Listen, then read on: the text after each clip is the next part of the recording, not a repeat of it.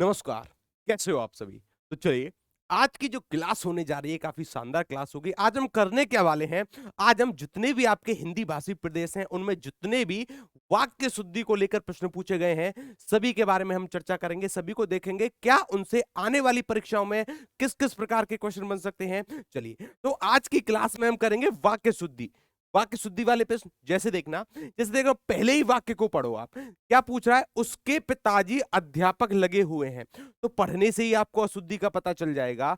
पढ़ने से आपको लगेगा कि इस वाक्य में कहीं ना कहीं पर अशुद्धि विद्यमान है।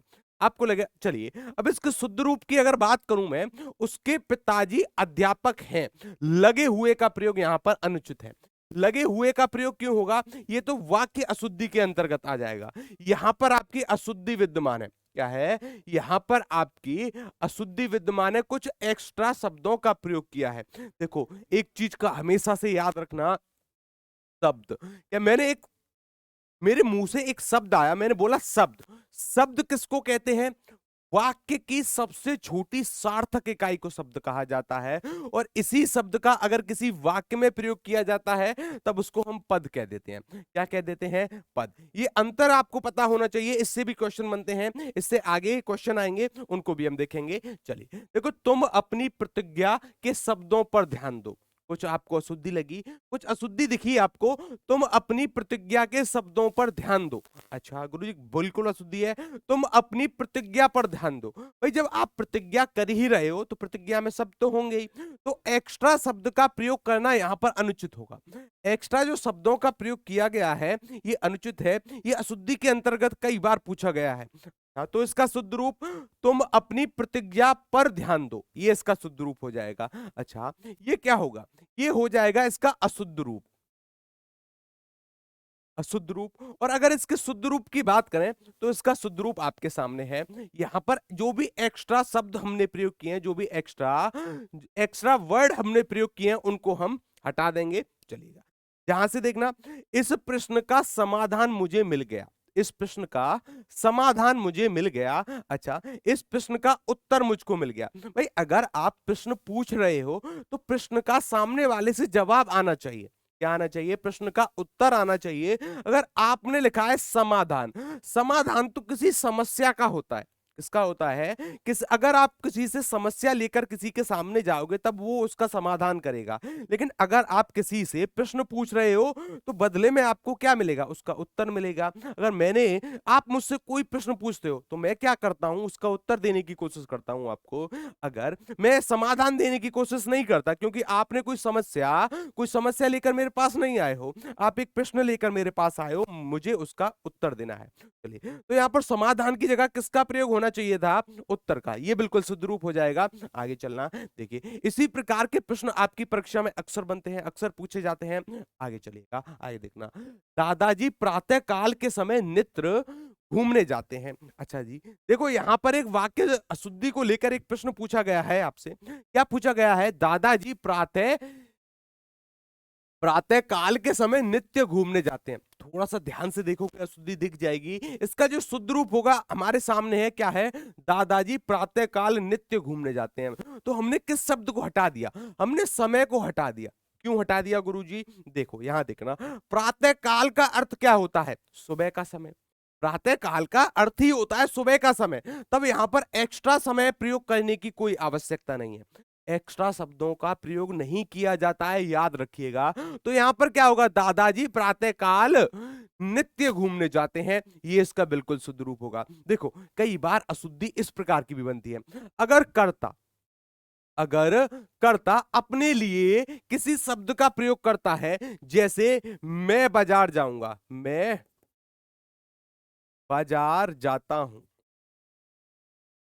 ये मैंने एक वाक्य लिख दिया आपके सामने कि मैं बाजार जाता हूं। ये तो बिल्कुल शुद्ध वाक्य होगा। लेकिन अगर कहीं कहीं आपको ऐसे वाक्य देखने को मिले, मैं बाजार जाता हूं, आप अंतर समझ पाए क्या? आप अंतर समझ पाए क्या कि दोनों वाक्यों में अंतर क्या है? छोटा सा अंतर है। यहां देखो, यहां पर कर्ता के लिए मैंने जिस मैं का प्रयोग किया, जिस सर्वनाम का मैंने प्रयोग किया है वो मैं है। क्या है?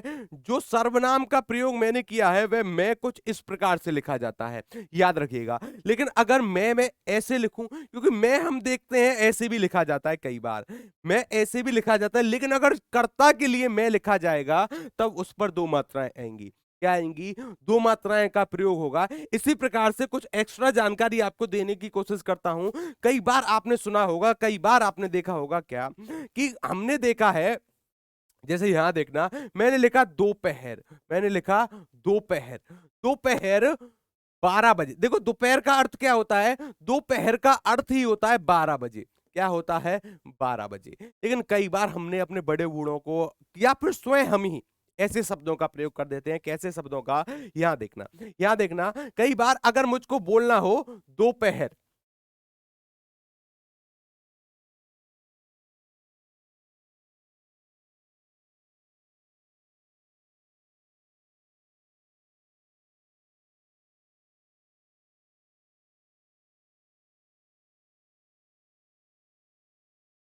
जैसे यहां देखना, मैंने लिखा दोपहर 2 बजे घर जाऊंगा, या फिर मैं दोपहर 2 बजे घर जाऊंगा, ये अशुद्धि के अंतर्गत आ जाएगा। क्यों?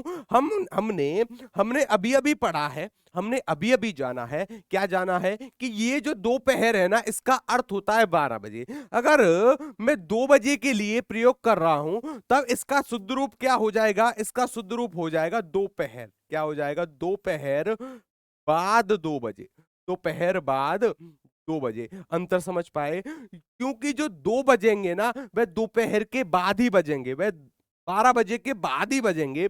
इसलिए यहां पर बाद का प्रयोग सही होगा। क्या होगा? बाद का प्रयोग यहां पर बिल्कुल सही होगा। हालांकि अब जनमान्य के आधार पर इसको भी सही घोषित करने लगे हैं लोग, लेकिन लेकिन व्याकरण की दृष्टि से ये अशुद्ध वाक्य होगा। शुद्ध वाक्य आपके सामने, दोपहर बाद 2 बजे, इसका बिल्कुल शुद्ध रूप होगा। इसी प्रकार के क्वेश्चन आपकी परीक्षा में पूछे जाते हैं। अब देखना, यहां देखना, अच्छा ये हमने कर लिया था, आगे चलिएगा। उसकी भाषा देवनागरी है। क्या है? उसकी जो भाषा है वह कौन सी है? देवनागरी है। चलिएगा, देखो यहां पर भाषा तो नहीं है देवनागरी, भाषा तो नहीं है ना देवनागरी, देवनागरी लिपि है। तो यहां पर किसका प्रयोग होना चाहिए था? लिपि का प्रयोग होना चाहिए था, कि उसकी लिपि देवनागरी है। तो आपको पता भी होना चाहिए, आपको पता होना चाहिए, जो आपकी हिंदी है, जो आपकी हिंदी है, वह अनुच्छेद 343 से लेकर अनुच्छेद 351 तक वर्णित है अपने संविधान में। कई बार इसकी अनुसूची पूछ लेते हैं। क्या पूछ लेते हैं? अनुसूची इसकी पूछ ली जाती है। तो अनुसूची कौन सी है गुरुजी? 8वीं अनुसूची है, जिसमें पहले 14 भाषाएं थी, अब 22 भाषाएं। कितनी भाषाएं हैं? 22 भाषाएं। भाग कई बार पूछ लिया जाता है कि भाग बताइए कौन सा भाग है, तो भाग कौन सा है? 17वां भाग है। ठीक है। अच्छा, कई बार पूछता है कि अनुच्छेद 343 क्या कहता है। तो जो अपना संघ होगा उसकी भाषा देवनागरी, सॉरी भाषा हिंदी होगी, लिपि देवनागरी होगी। अनुच्छेद 351 कहता है हिंदी के विकास के लिए जो भी कार्य होंगे अनुच्छेद 351 के तहत होंगे। याद है सभी को? जी हाँ गुरुजी, एकदम से याद है। चलिएगा, दिन भर घोड़े दौड़ते, सॉरी माफी चाहूंगा, दिन भर घोड़े भौंकते रहे। अब घोड़ों का काम भौंकना नहीं है। अगर यहां पर भौंकने का प्रयोग करना है, तब तो यहां पर कुत्ते का प्रयोग होना चाहिए, कि दिन भर कुत्ते भौंकते रहे। इसका बिल्कुल शुद्ध रूप होगा। ये तो इसका अशुद्ध रूप हो जाएगा। क्या हो जाएगा? अशुद्ध रूप। कि भाई, कि भौंकते घोड़े थोड़ी हैं, कुत्ते भौंकते हैं। आगे लेकर चलता हूं, आगे देखना, चलिए। अच्छा देखो, मसूरी के दृश्यावलियां सुंदर हैं। कुछ अशुद्धि लगी? जी हाँ गुरुजी, बिल्कुल अशुद्धि लगी। तो इसका शुद्ध रूप क्या होगा? यहां पर आपको देखना है, मसूरी के दृश्य सुंदर हैं, ये इसका बिल्कुल शुद्ध रूप होगा। अगर व्हाइट वाले की बात करी जाए तो गुरुजी बिल्कुल शुद्ध रूप हो जाएगा इसका। क्या हो जाएगा? बिल्कुल शुद्ध रूप। अच्छा जी, पंडित जवाहरलाल नेहरू जी ख्याति प्राप्त प्रसिद्ध नेता थे। हाँ, तो कुछ अशुद्धि लगी। देखो यहां पर देखो, ख्याति प्राप्त का भी प्रयोग हुआ है और प्रसिद्ध का भी प्रयोग हुआ है। ये तो अनुचित हो गया। किसी एक का प्रयोग हमको करना चाहिए था। या तो मैं ख्याति प्राप्त का प्रयोग कर लेता, या फिर मैं प्रसिद्ध का प्रयोग कर लेता। तो यहां पर मैंने किसको हटा दिया? मैंने प्रसिद्ध को हटा दिया। क्योंकि अगर मैं ख्याति प्राप्त का प्रयोग करता हूं, तब प्रसिद्ध वहां पर कुछ भी अर्थ उसका नहीं होगा। क्योंकि ख्याति प्राप्त का अर्थ ही होता है प्रसिद्ध, जिसकी ख्याति पूरे जग में है। आगे देखना, पंडित जवाहरलाल नेहरू जी ख्याति प्राप्त नेता थे, ये बिल्कुल शुद्ध रूप हो जाएगा। आगे चलिएगा, गांव के मनुष्य ईमानदार और परिश्रमी होते हैं। गांव के जो मनुष्य होते हैं वे ईमानदार और परिश्रमी होते हैं। इसका शुद्ध रूप देखना, गांव के लोग ईमानदार और परिश्रमी होते हैं। कुछ अंतर दिखाई दिया? देखो क्या है, यहां पर मनुष्य का प्रयोग गलत होगा। मनुष्य का प्रयोग क्यों गलत होगा? कि मनुष्य तो आपके सभी जगह होते हैं, मनुष्य मतलब जातिवाचक संज्ञा में ये आ गया। यहां देखना, गांव के लोग, ये शुद्ध रूप हो जाएगा। शब्द अशुद्ध प्रयोग किया गया है। जहां पर जिस वाक्य जो शब्द आना चाहिए वो नहीं आया है, उसके स्थान पर उसका पर्यायवाची प्रयोग कर दिया गया है। जैसे देखना, आप इस उदाहरण से समझ पाओगे, इस उदाहरण से आप थोड़ा सा अच्छे से समझ पाओगे कि अगर आप मंदिर जाते हो, अगर आप मंदिर में जल चढ़ाते हैं, क्या चढ़ाते हैं? जल चढ़ाया जाता है। हमने एक वाक्य का प्रयोग किया कि मंदिर में जल चढ़ाया जाता है। सभी ने पढ़ा होगा, सभी जानते भी हैं कि मंदिर में जल चढ़ाया जाता है। अच्छा जी, देखो अगर मैं इसको कुछ इस प्रकार से लिखूं, यहां पर देखना, मैंने लिखा यहां पर कि मंदिर में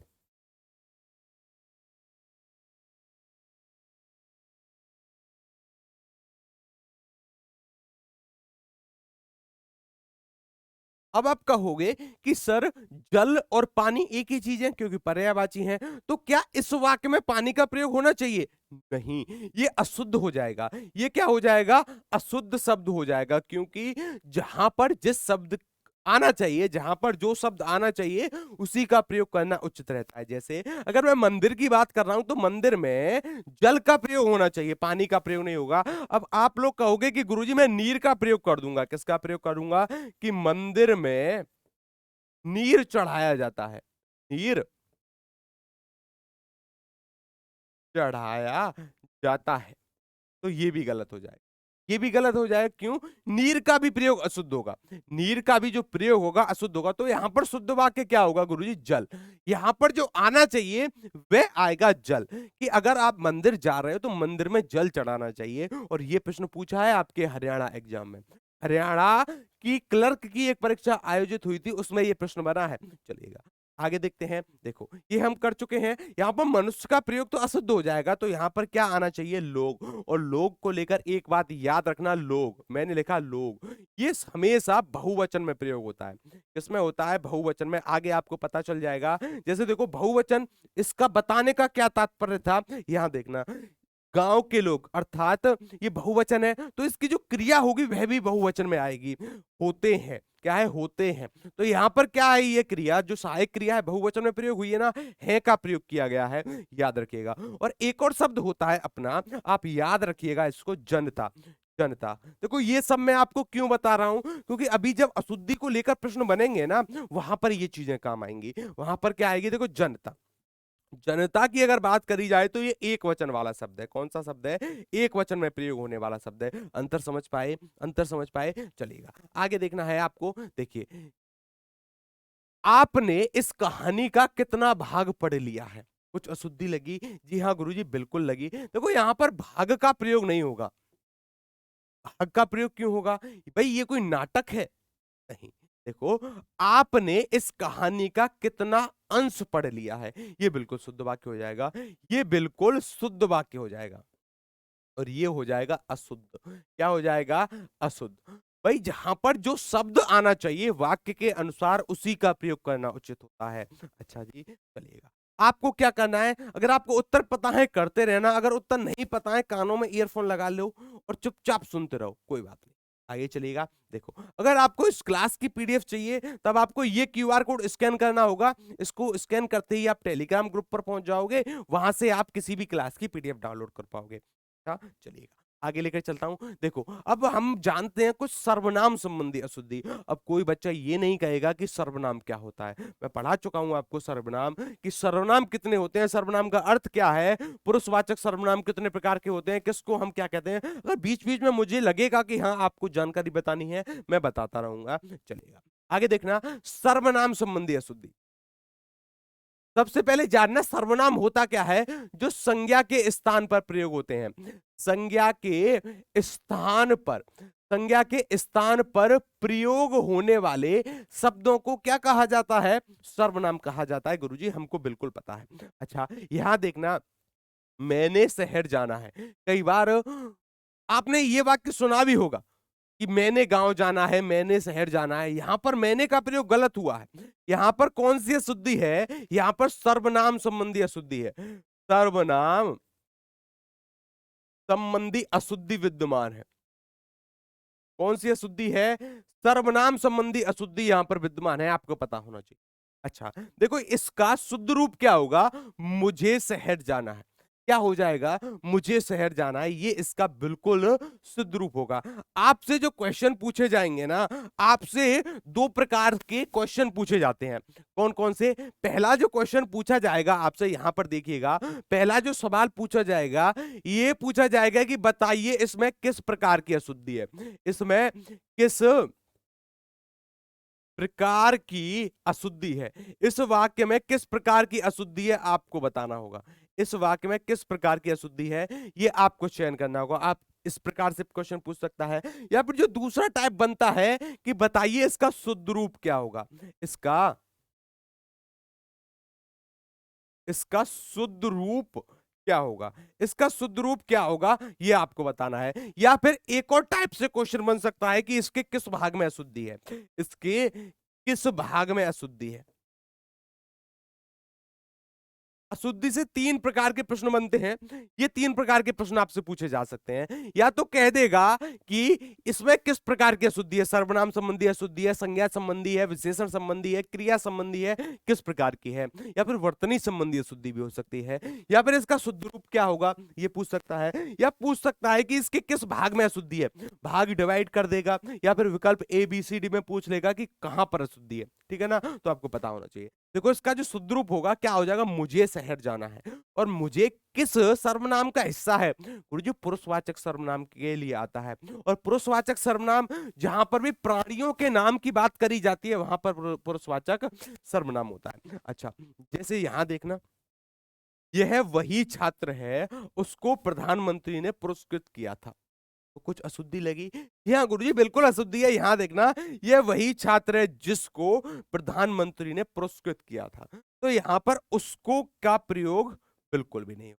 उसको का प्रयोग क्या हो जाएगा गुरुजी? अशुद्ध हो जाएगा। अशुद्ध।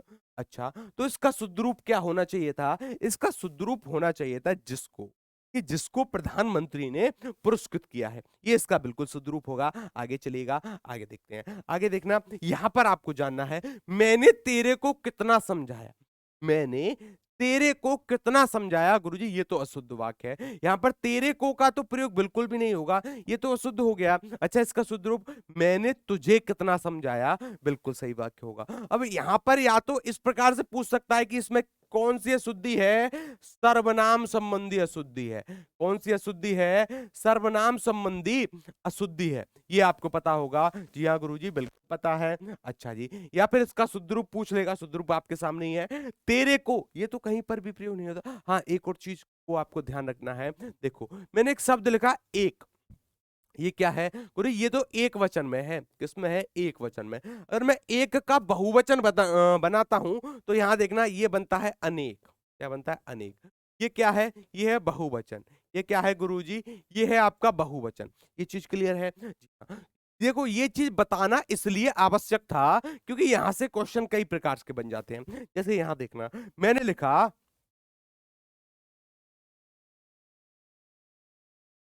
भगवान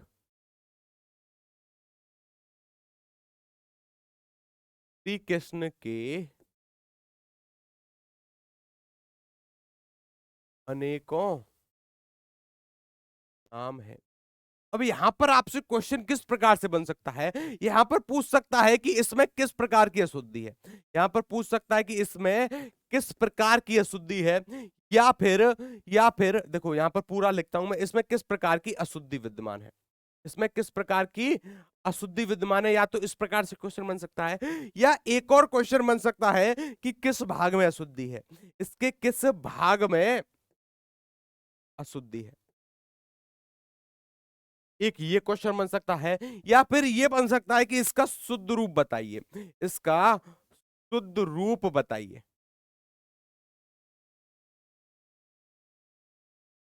इसका शुद्ध रूप बताइए, इसका शुद्ध रूप क्या होगा। तो ये 3 प्रकार के क्वेश्चन यहां से बन सकते हैं। देखो एक एक करके जानते हैं, एक एक करके समझते हैं। देखो मैंने आपको बताया था, मैंने आपको समझाया था कि एक वचन क्या है, एक वचन में एक आ गया, क्या आ गया, एक। और अगर मैं इसके बहुवचन की बात करूं, अगर मैं इसके बहुवचन की बात करूं तो क्या आ जाएगा, अनेक आ जाएगा। क्या आ जाएगा, अनेक। ये चीजें सभी को क्लियर है। देखो यहां पर देखना, यहां पर अनेक का भी बहुवचन बना दिया गया है। यहां पर अनेक नहीं, अनेकों का प्रयोग कर दिया गया है। किसका प्रयोग कर दिया है, अनेकों का। भाई एक का बहुवचन होता है अनेक, यही काफी है, इसका भी बहुवचन बनाने की आवश्यकता नहीं है, गलत हो जाएगा। तो यहां पर अनेक क्या है, ये गलत है। क्या है, गलत है। अच्छा अगर पूछ लिया जाए कि यहां पर किस प्रकार की अशुद्धि है, वचन संबंधी अशुद्धि है। कौन सी है, वचन संबंधी अशुद्धि यहां पर विद्यमान है। अब वचन क्या होता है गुरुजी, अब मैंने अपनी क्लास में मैं अक्सर पूछता हूं कि वचन कितने प्रकार के होते हैं। तो कई सारे लोग कहते हैं गुरुजी जब हमारा सिलेक्शन होगा, सिलेक्शन में सिलेक्शन के बाद शादी होगी, तो हम शादी में 7 वचन लेंगे, तो वचन 7 प्रकार के होते हैं। नहीं, गलत हो जाएगा। वचन होते हैं आपके 2 प्रकार के। कितने प्रकार के, 2 प्रकार के। एक वचन होता है और इससे अधिक के लिए अगर प्रयोग किया जाता है तो बहुवचन हो जाता है। क्या हो जाता है, बहुवचन। अच्छा इनसे भी कई प्रकार के अशुद्धि के क्वेश्चन बनते हैं, अभी बताऊंगा किस किस प्रकार के। चलिए किस भाग में अशुद्धि है, तो गुरुजी अनेकों का प्रयोग नहीं होना चाहिए। तो यहां पर किसका प्रयोग होना चाहिए था, या फिर इसका शुद्ध रूप क्या होगा, वहां पर सिर्फ अनेक की जगह, अनेकों की जगह आपको किसका प्रयोग करना चाहिए, अनेक का। मात्र अनेक का प्रयोग होगा, वाक्य शुद्ध हो जाएगा। भगवान श्री कृष्ण के अनेक नाम है, बिल्कुल हम सभी जानते हैं उनके अनेक नाम हैं। चलिए देखो एक वचन और बहुवचन से संबंधित ना कई सारे प्रश्न बनते हैं आपकी परीक्षा में अशुद्धियों को लेकर। अगर आपको इनका उत्तर पता है, या फिर आपको पता है कि कौन कौन से शब्द सदा एक वचन में प्रयोग होते हैं, कौन कौन से सदा बहुवचन में प्रयोग होते हैं, तब चीजें काफी आसान हो जाएंगी। जिन भी बच्चों को नहीं पता है वो सीखना है। देखो अगर मैं बात करता हूं सदा बहुवचन में रहने वाले शब्द, किसमें, बहुवचन में रहने वाले शब्द, रहने वाले शब्द। अब देखो यहां पर देखना, अब सदा बहुवचन में कौन कौन से शब्द रहते हैं यहां पर सीखना है आपको। गुरु एक तो होता है हमारा फेवरेट, आंसू। क्या होता है, आंसू। अच्छा जी, दर्शन का प्रयोग हम करते हैं बहुवचन में, प्राण का प्रयोग हम करते हैं बहुवचन में, हस्ताक्षर का हम प्रयोग करते हैं बहुवचन में, बाल का प्रयोग हम करते हैं बहुवचन में, लोग का प्रयोग हम करते हैं बहुवचन में, दाम का प्रयोग हम करते हैं बहुवचन में, माल का प्रयोग हम करते हैं बहुवचन में, समाचार का प्रयोग हम करते हैं बहुवचन में, समाचार का प्रयोग हम बहुवचन में करते हैं। तो ये कुछ ऐसे शब्द हैं जो सदैव बहुवचन में प्रयोग होते हैं। अब ये आपकी मदद कैसे करेंगे, मानकर चलो मैंने लिख दिया कि आंसू का बहुवचन बताइए, तो आंसू का बहुवचन क्या होगा, गुरुजी आंसू ही होगा, कुछ अन्य नहीं होगा। या फिर इस प्रकार से मदद कर सकते हैं अशुद्धि वाले प्रश्न में। देखो मैंने यहां पर लिखा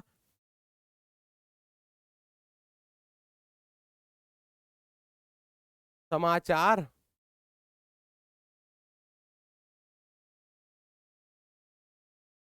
यहां पर देखो इसको पूरा लिखता हूं, टीवी पर, टीवी पर समाचार आ रहा है, टीवी पर समाचार आ रहा है। तो आपको अशुद्धि पता चली, क्योंकि गुरुजी समाचार का प्रयोग तो बहुवचन में होता है, किसमें होता है, बहुवचन में होता है। तो इसका शुद्ध रूप क्या होगा, इसका शुद्ध रूप हो जाएगा टीवी पर समाचार आ रहे हैं, टीवी पर समाचार आ रहे हैं। तो यहां पर क्या हो जाएगा, यहां पर आप अशुद्धि पता कर लोगे, इसका शुद्ध रूप क्या हो जाएगा, ये हो जाएगा, क्रिया भी बहुवचन में प्रयोग होगी। ठीक है ना, इस प्रकार से मदद कर सकते हैं ये आपकी, चलेगा। अच्छा गुरुजी हमने सदा बहुवचन में रहने वाले शब्द तो जान लिए, अगर मैं बात करूं सदैव एक वचन में रहने वाले शब्दों की, किसमें, सदा एक वचन में रहने वाले शब्दों की, एक वचन, क्योंकि यहां से भी कई प्रकार के क्वेश्चन बनते हैं एक वचन। देखोगे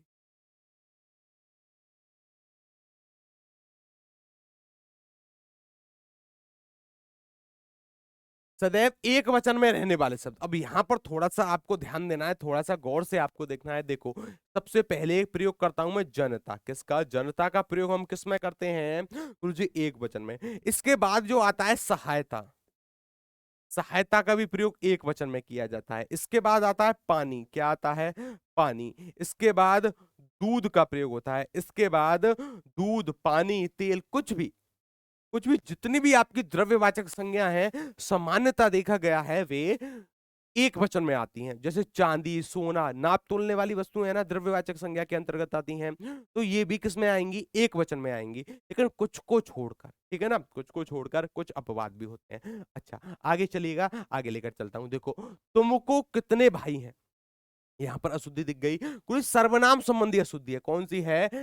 सर्वनाम संबंधी अशुद्धि है। सर्वनाम संबंधी अशुद्धि कैसे? देखो, यहां पर तुम के का प्रयोग नहीं होगा। तुम के कितने भाई हैं? नहीं गुरु, ये तो अशुद्ध हो जाएगा। तो इसका शुद्ध रूप क्या होगा? इसका शुद्ध रूप होगा तुम्हारे कितने भाई हैं। तुम्हारे तुम्हारे कितने भाई हैं, यहां पर इसका प्रयोग होगा। तुम्हारे का प्रयोग बिल्कुल शुद्ध होगा। तो यहां पर ये हो जाएगा इसका शुद्ध वाक्य। क्या हो जाएगा? शुद्ध वाक्य।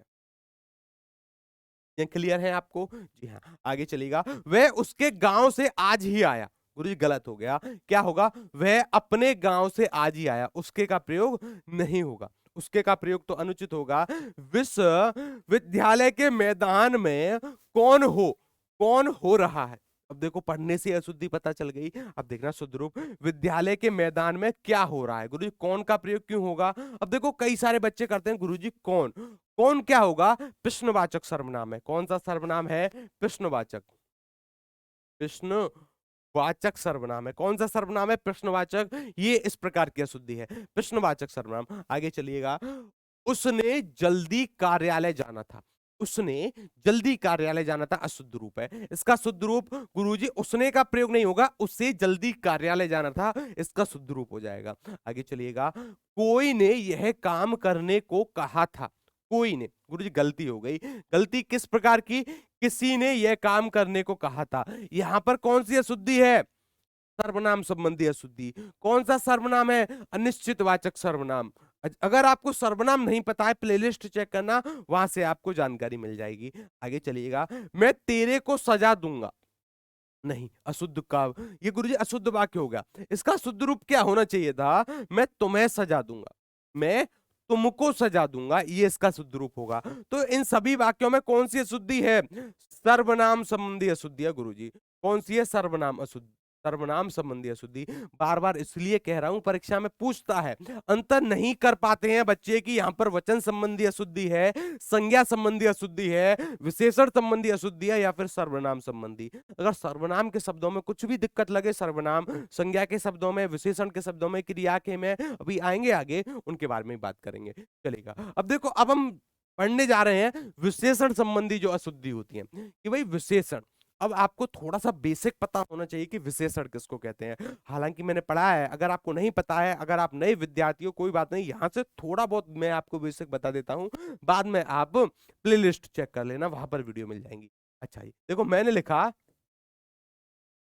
नीला कमल। मैंने लिखा नीला कमल। मैंने एक वाक्य लिख दिया नीला कमल। अब देखना यहां पर, कमल का रंग कैसा है? नीला है। कमल का रंग कैसा है? नीला। तो कमल की विशेषता क्या है? कि वह नीला है। तो यहां पर जो शब्द विशेषता बताते हैं उनको कहते हैं विशेषण। क्या कहते हैं? विशेषण उनको कहा जाता है। ये चीजें क्लियर हुई? जी हाँ गुरुजी।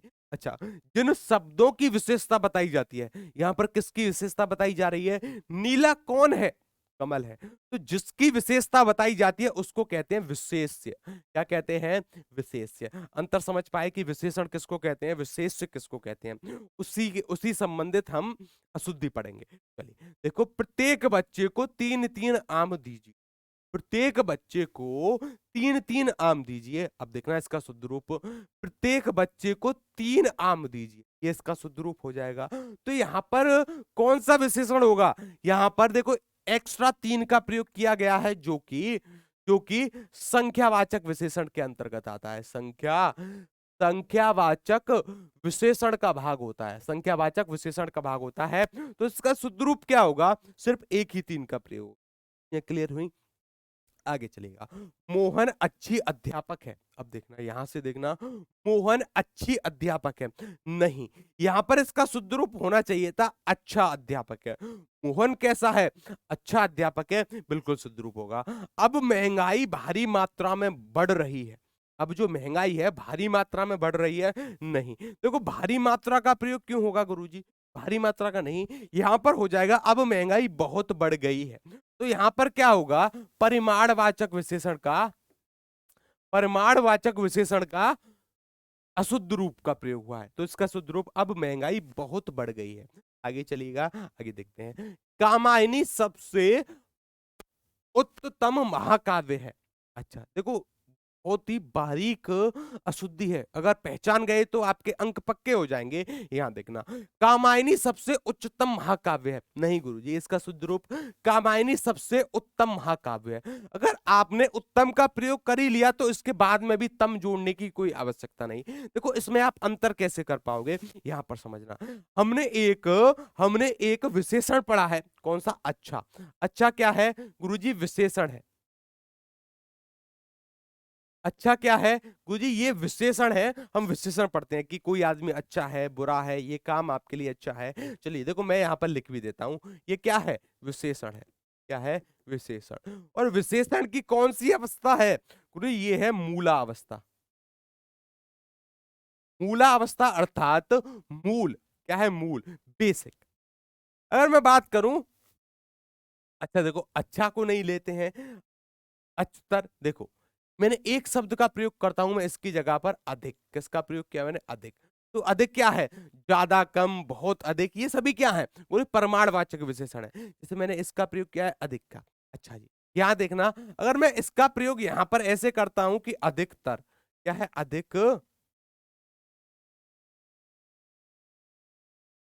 मैंने प्रयोग किया अधिकतर का। मैंने किसका प्रयोग किया? अधिकतर का। तो ये भी क्या होगा? ये भी विशेषण होगा। क्या होगा? ये भी विशेषण है, लेकिन ये कौन सी अवस्था है? ये है इसकी उत्तरावस्था। कौन सी अवस्था है? इसकी उत्तरावस्था है। कौन सी अवस्था है? उत्तरावस्था। अच्छा जी, अगर मैंने यहां पर प्रयोग कर दिया किसका? देखना, अधिकतम का। किसका प्रयोग कर दिया? अधिकतम का। तो ये क्या होगा गुरुजी? ये भी विशेषण है। ये भी क्या है? ये भी विशेषण ही है, लेकिन ये विशेषण की कौन सी अवस्था है? ये विशेषण की है उत्तमावस्था। कौन सी है? कौन सी अवस्था है? उत्तमावस्था है। कौन सी अवस्था है? उत्तमावस्था। ये अंतर आप समझ पाए कि कौन सी मूल अवस्था होती है, कौन सी उत्तरावस्था होती है, और कौन सी आपकी उत्तमावस्था होती है। देखना, यहां पर देखिएगा आप, अधिक। अधिक विशेषण मूलावस्था। मूला अवस्था अर्थात ये विशेषण है मूल अवस्था में। अच्छा, अगर मुझको तुलना करनी है कि राधा राधा गीता से अधिक होशियार है, तो यहां पर मैंने तुलना करने के लिए किसका प्रयोग होगा? अधिकतर का। अच्छा जी, अगर मैं सबसे कह दूं कि पूरे विश्व में, पूरे संसार में गीता सबसे अधिक होशियार है, तब वहां पर इसकी आ जाएगी उत्तमावस्था। क्या आ जाएगी? उत्तमावस्था। चलेगा, आगे लेकर चलता हूं, आगे देखिएगा। मीठा संगीत सुनकर आनंद आ गया। अब भाई मीठे का प्रयोग हुआ है, किसका? मीठा। मीठा तो गुरुजी नहीं है, यहां पर ये गलत हो जाएगा। मीठा, देखो, संगीत के लिए मीठा प्रयोग नहीं होगा, संगीत के लिए मधुर का प्रयोग होगा। किसका प्रयोग होगा? मधुर का। तो कौन सी अशुद्धि है गुरुजी? विशेषण संबंधी अशुद्धि है। विशेषण विशेषण संबंधी अशुद्धि है। कौन सी अशुद्धि है? विशेषण संबंधी अशुद्धि है।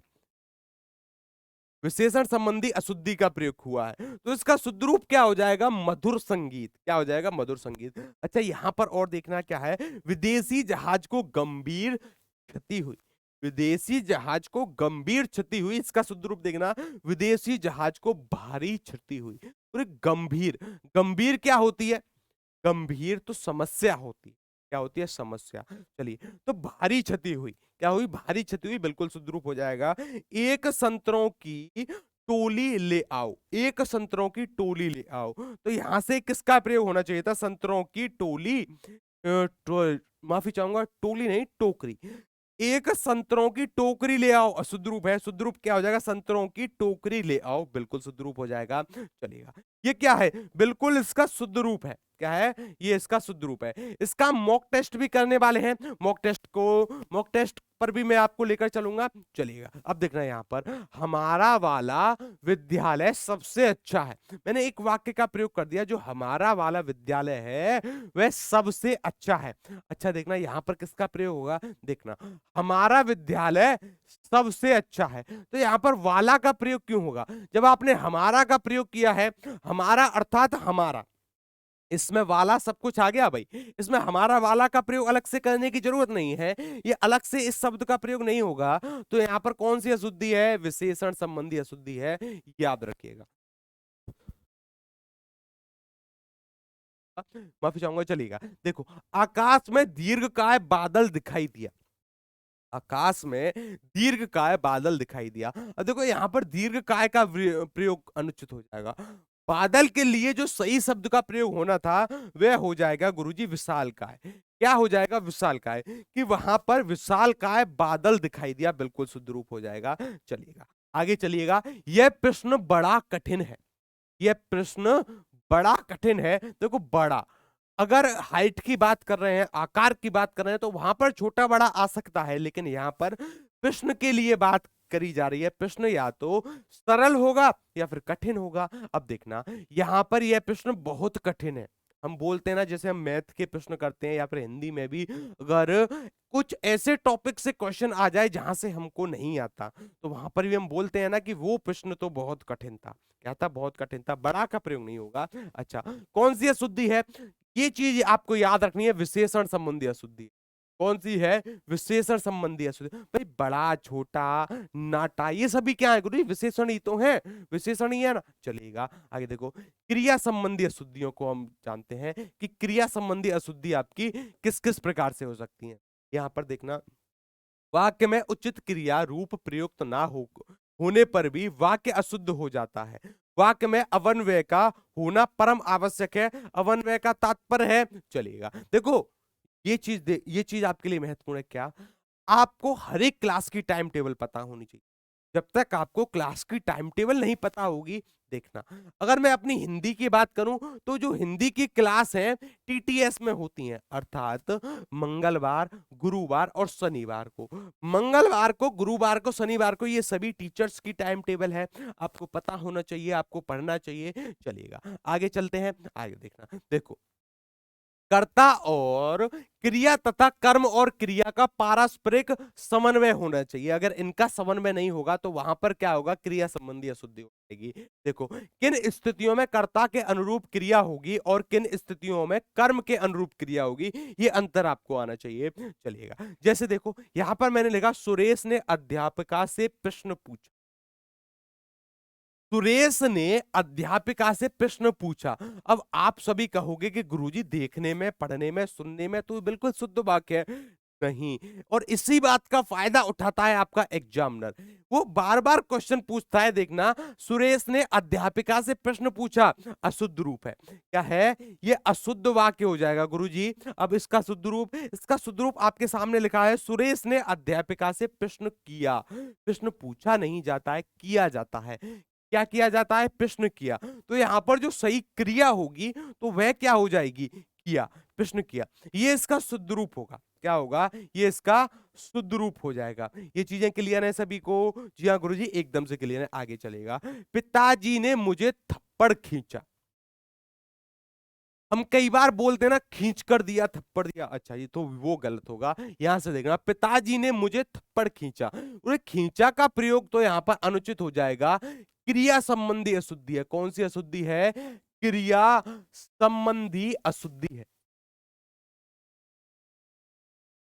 कौन सी अशुद्धि है, क्रिया संबंधी अशुद्धि का प्रयोग किया गया है। अब यहां देखना, इसका शुद्ध रूप क्या होगा, शुद्ध रूप देखना कि पिताजी ने मुझे थप्पड़ मारा, ये इसका एकदम से शुद्ध रूप होगा। चलिए आगे देखो, सड़क पर दुर्घटना हुआ।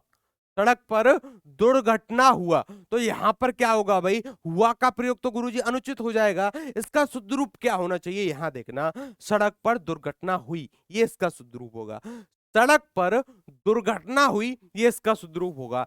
देखो, क्रिया किसके अनुरूप आनी चाहिए? अगर वाक्य में कर्म है तो कर्म के अनुरूप, या फिर कर्ता कर्ता का प्रभाव ज्यादा है तो कर्ता के अनुरूप। ये चीज मैं आपको पढ़ा चुका हूं सकर्मक और अकर्मक क्रिया के अंतर्गत। चलिएगा आगे देखते हैं। आपके लिए यह कार्य संभव नहीं हो सकता है। आपके लिए ये जो कार्य है वह संभव नहीं हो सकता है। आपके लिए यह कार्य संभव नहीं है, ये इसका शुद्ध रूप हो जाएगा। ये क्या है? ये इसका शुद्ध रूप हो जाएगा। देखो यहां पर हो सकता है का तो प्रयोग नहीं आएगा, हो सकता है का तो प्रयोग नहीं होगा। आपके लिए यह कार्य संभव नहीं है, ये इसका बिल्कुल शुद्ध रूप हो जाएगा।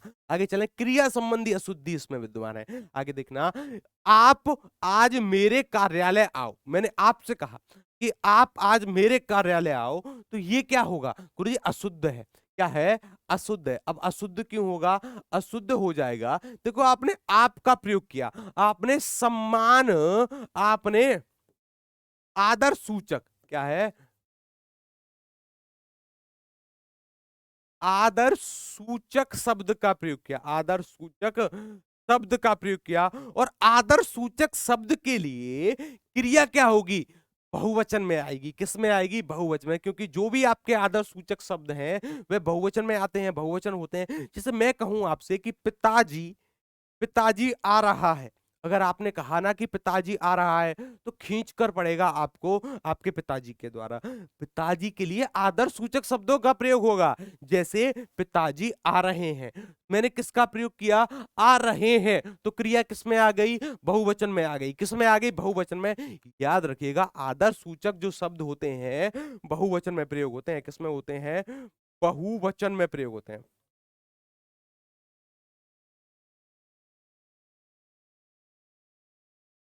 आदर सूचक शब्द बहुवचन में प्रयोग होते हैं, आपको पता होगा। चलिएगा अब देखना, अच्छे विद्यार्थियों को अध्यापक की आज्ञा माननी चाहिए। अब पढ़ने से तो बिल्कुल भी नहीं लगेगा कि इसमें अशुद्धि है, लेकिन है। अच्छे विद्यार्थियों की, अच्छे विद्यार्थियों को अध्यापक की आज्ञा माननी चाहिए। इसका शुद्ध रूप देखो, अच्छे विद्यार्थियों को अध्यापक की आज्ञा का पालन करना चाहिए। यहां पर किसका प्रयोग होगा? आज्ञा का हमेशा पालन होता है। क्या होता है? आज्ञा का हमेशा क्या होता है? पालन होता है। तो आज्ञा माननी नहीं, आज्ञा का पालन। क्या है? आज्ञा का पालन करना चाहिए। आपकी आज्ञा का पालन करना चाहिए, बिल्कुल शुद्ध रूप हो जाएगा। अच्छा जी, ये इसका शुद्ध रूप है। क्या है? शुद्ध रूप। आगे चलिएगा। बाढ़ पीड़ित कोष में करोड़ों रुपए संकलित हुए। जैसे हम बाढ़ पीड़ित कोष जमा करते हैं ना, कि जो बाढ़ से प्रभावित हैं उनकी कुछ ना कुछ मदद हो जाए। चलिएगा देखो, बाढ़ पीड़ित कोष में करोड़ों रुपए जमा हुए। संकलित का प्रयोग क्यों होगा? संकलित का तो प्रयोग नहीं होगा। यहां पर संकलित की जगह किसका प्रयोग होगा? भाई रुपए जमा होते हैं। क्या होता है? जैसे आप बैंक में रुपए जमा करते हो, अपनी गुल्लक या फिर तिजोरी में पैसे जमा करते हो, तो वहां पर क्या है? जमा का प्रयोग बिल्कुल शुद्ध होगा। किसका प्रयोग बिल्कुल शुद्ध होगा?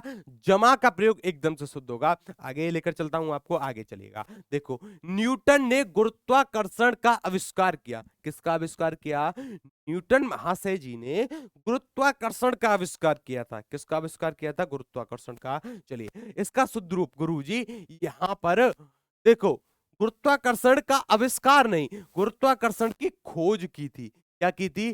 खोज। यहां पर बिल्कुल सही शब्द होगा। क्या होगा? खोज की। तो कौन सी अशुद्धि है? क्रिया संबंधी है। चलिएगा, न्यूटन ने गुरुत्वाकर्षण की खोज की थी, बिल्कुल शुद्ध हो जाएगा। ये इसका एकदम से शुद्ध रूप होगा। आगे चलिएगा।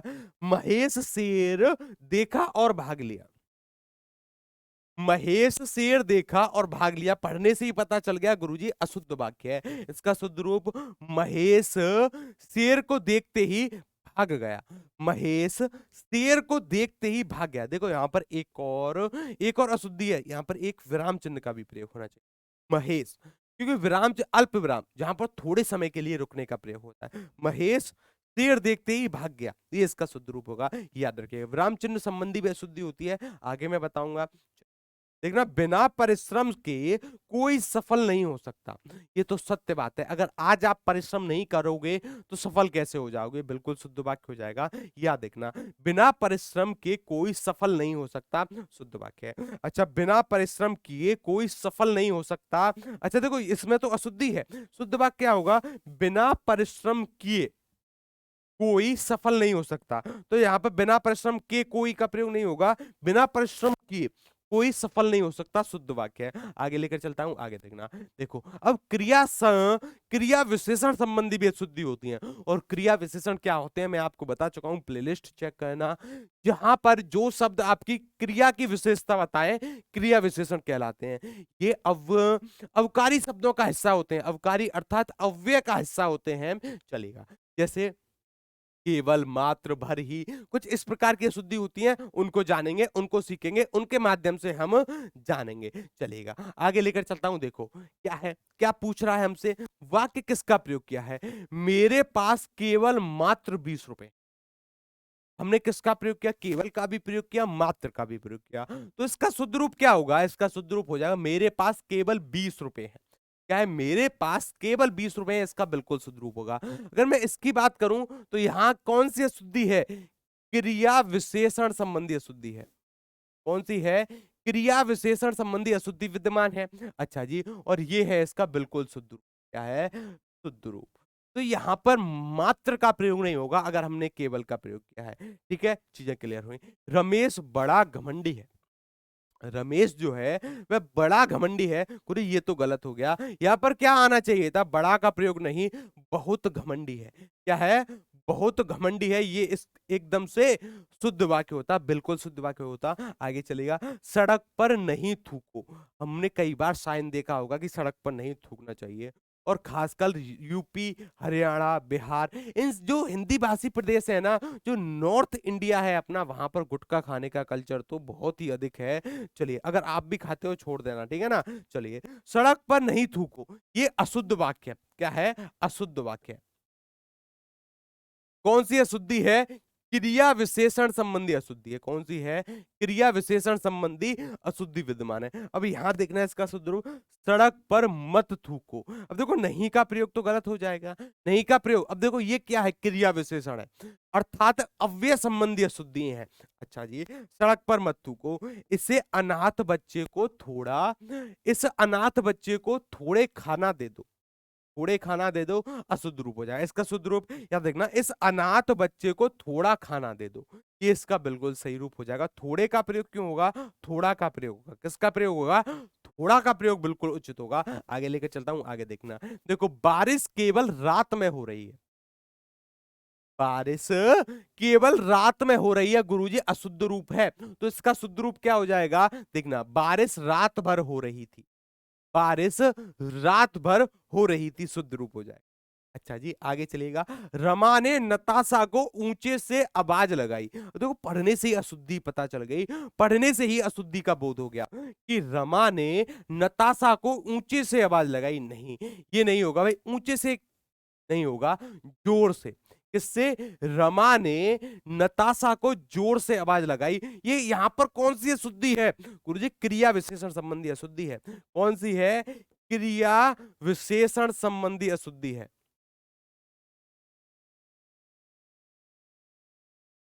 क्रिया विशेषण संबंधी अशुद्धि यहां पर विद्यमान है। क्रिया विशेषण संबंधी अशुद्धि विद्यमान है। आगे चलेगा, सुनीता को प्रसिद्ध रात भर नहीं मिली। अच्छा, सुनीता को प्रसिद्धि रात भर नहीं मिली। अच्छा जी, इसका शुद्ध रूप क्या होगा, यहां देखना, सुनीता को प्रसिद्धि रातों रात नहीं मिली है, ये इसका बिल्कुल सही सही रूप हो जाएगा। रात रात का प्रयोग नहीं होगा, रातों रात का प्रयोग होगा। रातों रात सुनीता को प्रसिद्धि नहीं मिली है, उसने मेहनत करी है, तब जाके उसने सिलेक्शन लिया है, चलेगा। ये इसका बिल्कुल शुद्ध रूप हो जाएगा। इसमें क्रिया विशेषण संबंधी अशुद्धि है, अर्थात अवकारी शब्दों संबंधित अशुद्धि है। आगे चलते हैं, क्या बात है भाई, बहुत सुंदर, चलेगा। अब देखना, यहां देखना, ऐसा व्यायाम करो जितना आवश्यक हो। शुद्ध रूप है, इसका शुद्ध रूप क्या होगा, उतना व्यायाम करो जितना आवश्यक हो, ये इसका बिल्कुल शुद्ध रूप हो जाएगा। पुस्तक पुस्तक विद्वत्तापूर्ण लिखी गई है। पुस्तक जो है विद्वत्तापूर्ण लिखी गई है। अब देखो यहां पर गलती है। अच्छा, यहां पर पूर्ण का प्रयोग नहीं होगा, पूर्वक। पुस्तक जो है विद्वत्तापूर्वक लिखी गई है, ये इसका बिल्कुल शुद्ध रूप होगा। इसका शुद्ध रूप क्या हो जाएगा, इसका शुद्ध रूप आपके सामने है। चलिए, पुस्तक जो है विद्वत्ता पूर्वक लिखी गई है, बिल्कुल शुद्ध रूप होगा। यहां पर पूर्ण का प्रयोग क्यों होगा भाई? पूर्ण का प्रयोग तो अनुचित हो जाएगा। आगे चलिएगा।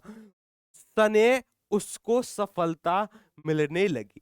क्या है? सने उसको सफलता मिलने लगी। इसका शुद्ध रूप सने सने उसको सफलता मिलने लगी। ये इसका शुद्ध रूप हो जाएगा। आगे चलिएगा। आगे देखो, वचन संबंधी अशुद्धि।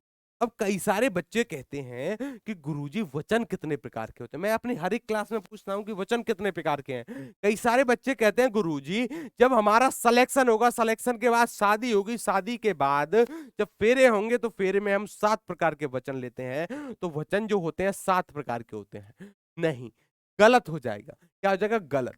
क्योंकि अगर आप वचन 7 प्रकार के कर कर आओगे ना भावनाओं में बहकर, गलती हो जाएगी। इसका सही रूप क्या हो जाएगा? वचन जो होते हैं आपके मात्र 2 प्रकार के होते हैं। कितने प्रकार के? 2 प्रकार के। कौन कौन से? एक वचन और बहुवचन। और ये चीज मैं आपको बता चुका हूं कि एक वचन में कौन कौन से शब्द होते हैं, बहुवचन में कौन कौन से शब्द होते हैं, आपको पता होगा। चलिएगा आगे देखते हैं। हिंदी में कुछ शब्द हमेशा बहुवचन में प्रयोग होते हैं। अच्छा, एक बार फिर से बता देता हूं। यहां पर देखना, सदा, यहाँ पर मैंने लिखा सदैव, बहुवचन में प्रयोग होने वाले शब्द। किसमें? बहुवचन में प्रयोग होने वाले शब्द। प्रयोग होने वाले शब्द। सदैव बहुवचन में प्रयोग होने वाले शब्द कौन कौन से होते हैं, यहां पर ध्यान दीजिएगा। देखो, अगर मैं बात करता हूं, यहां देखना, मैंने लिखा प्राण, मैंने लिखा दर्शन, मैंने लिखा हस्ताक्षर। क्या लिखा? मैंने लिखा हस्ताक्षर, मैंने लिखा बाल, मैंने क्या लिखा? देखो, इन शब्दों पर ध्यान देना, इनसे अशुद्धि बन सकती है। अभी मैं बताऊंगा आपको किस किस प्रकार की। जैसे मैंने लिखा बाल, मैंने लिखा दाम, मैंने लिखा माल। क्या लिखा मैंने? माल। अच्छा जी, मैंने लिखा लोग, मैंने लिखा लोग, मैंने लिखा समाचार। क्या लिखा मैंने? समाचार। मैंने लिखा आंसू। क्या लिखा मैंने? आंसू। तो ये जो शब्द है ना, सदैव बहुवचन में प्रयोग होते हैं। कुछ और भी शब्द हैं, जैसे जैसे आते चले जाएंगे हम पढ़ते चले जाएंगे। अब यहाँ पर एक और चीज को छापना, क्या? कि सदा एक वचन में रहने वाले शब्द। सदा एक वचन में, सदा एक वचन में रहने वाले शब्द, रहने वाले शब्द, सदा एक वचन में रहने वाले शब्द। तो इनको देखना भाई, सदा एक वचन में कौन कौन से शब्द रहते हैं, इनको देखिएगा। सदा एक वचन में जो शब्द रहते हैं ना आपके, इनको जरा गौर से देखिएगा। देखो, एक होता है आपका जनता, जनता। एक होता है सहायता। क्या होता है? सहायता। एक होता है पानी, दूध, तेल। ये सभी क्या है गुरुजी? एक वचन में होते हैं। अर्थात जो भी आपकी द्रव्यवाचक संज्ञा है किसमें प्रयोग होंगी? एक वचन में उनका प्रयोग होगा। अर्थात देखो, सामान्यता देखा गया है जो भी आपकी द्रव्यवाचक संज्ञा होती हैं किसमें प्रयोग होती हैं? एक वचन में प्रयोग होती हैं। जैसे दूध, सोना, ये सभी क्या है गुरुजी? नापने तोलने वाली वस्तुएं हैं, एक वचन में प्रयोग होंगी। लेकिन कुछ अपवाद भी हैं, वो भी मैं आपको बताऊंगा आगे। चलेगा, देखो अब देखना यहाँ पर, महादेवी वर्मा ने अनेकों संस्मरण लिखे। थोड़ी अशुद्धि हो गई। किस प्रकार की? देखना, मैंने आपको बताया था जो एक है ये एक वचन में प्रयोग हुआ है। किसमें हुआ है? एक वचन में। किसमें? एक वचन में। अगर मैं इसका बहुवचन बनाता हूं तो देखना, ये इसका बहुवचन हो जाएगा अनेक। अनेक क्या है? ये बहुवचन है। ये क्या है? ये बहुवचन में प्रयोग हुआ है। और देखो, यहां पर अनेक जो है बहुवचन हो गया, तो यहां पर अनेकों का प्रयोग अनुचित हो जाएगा। क्यों?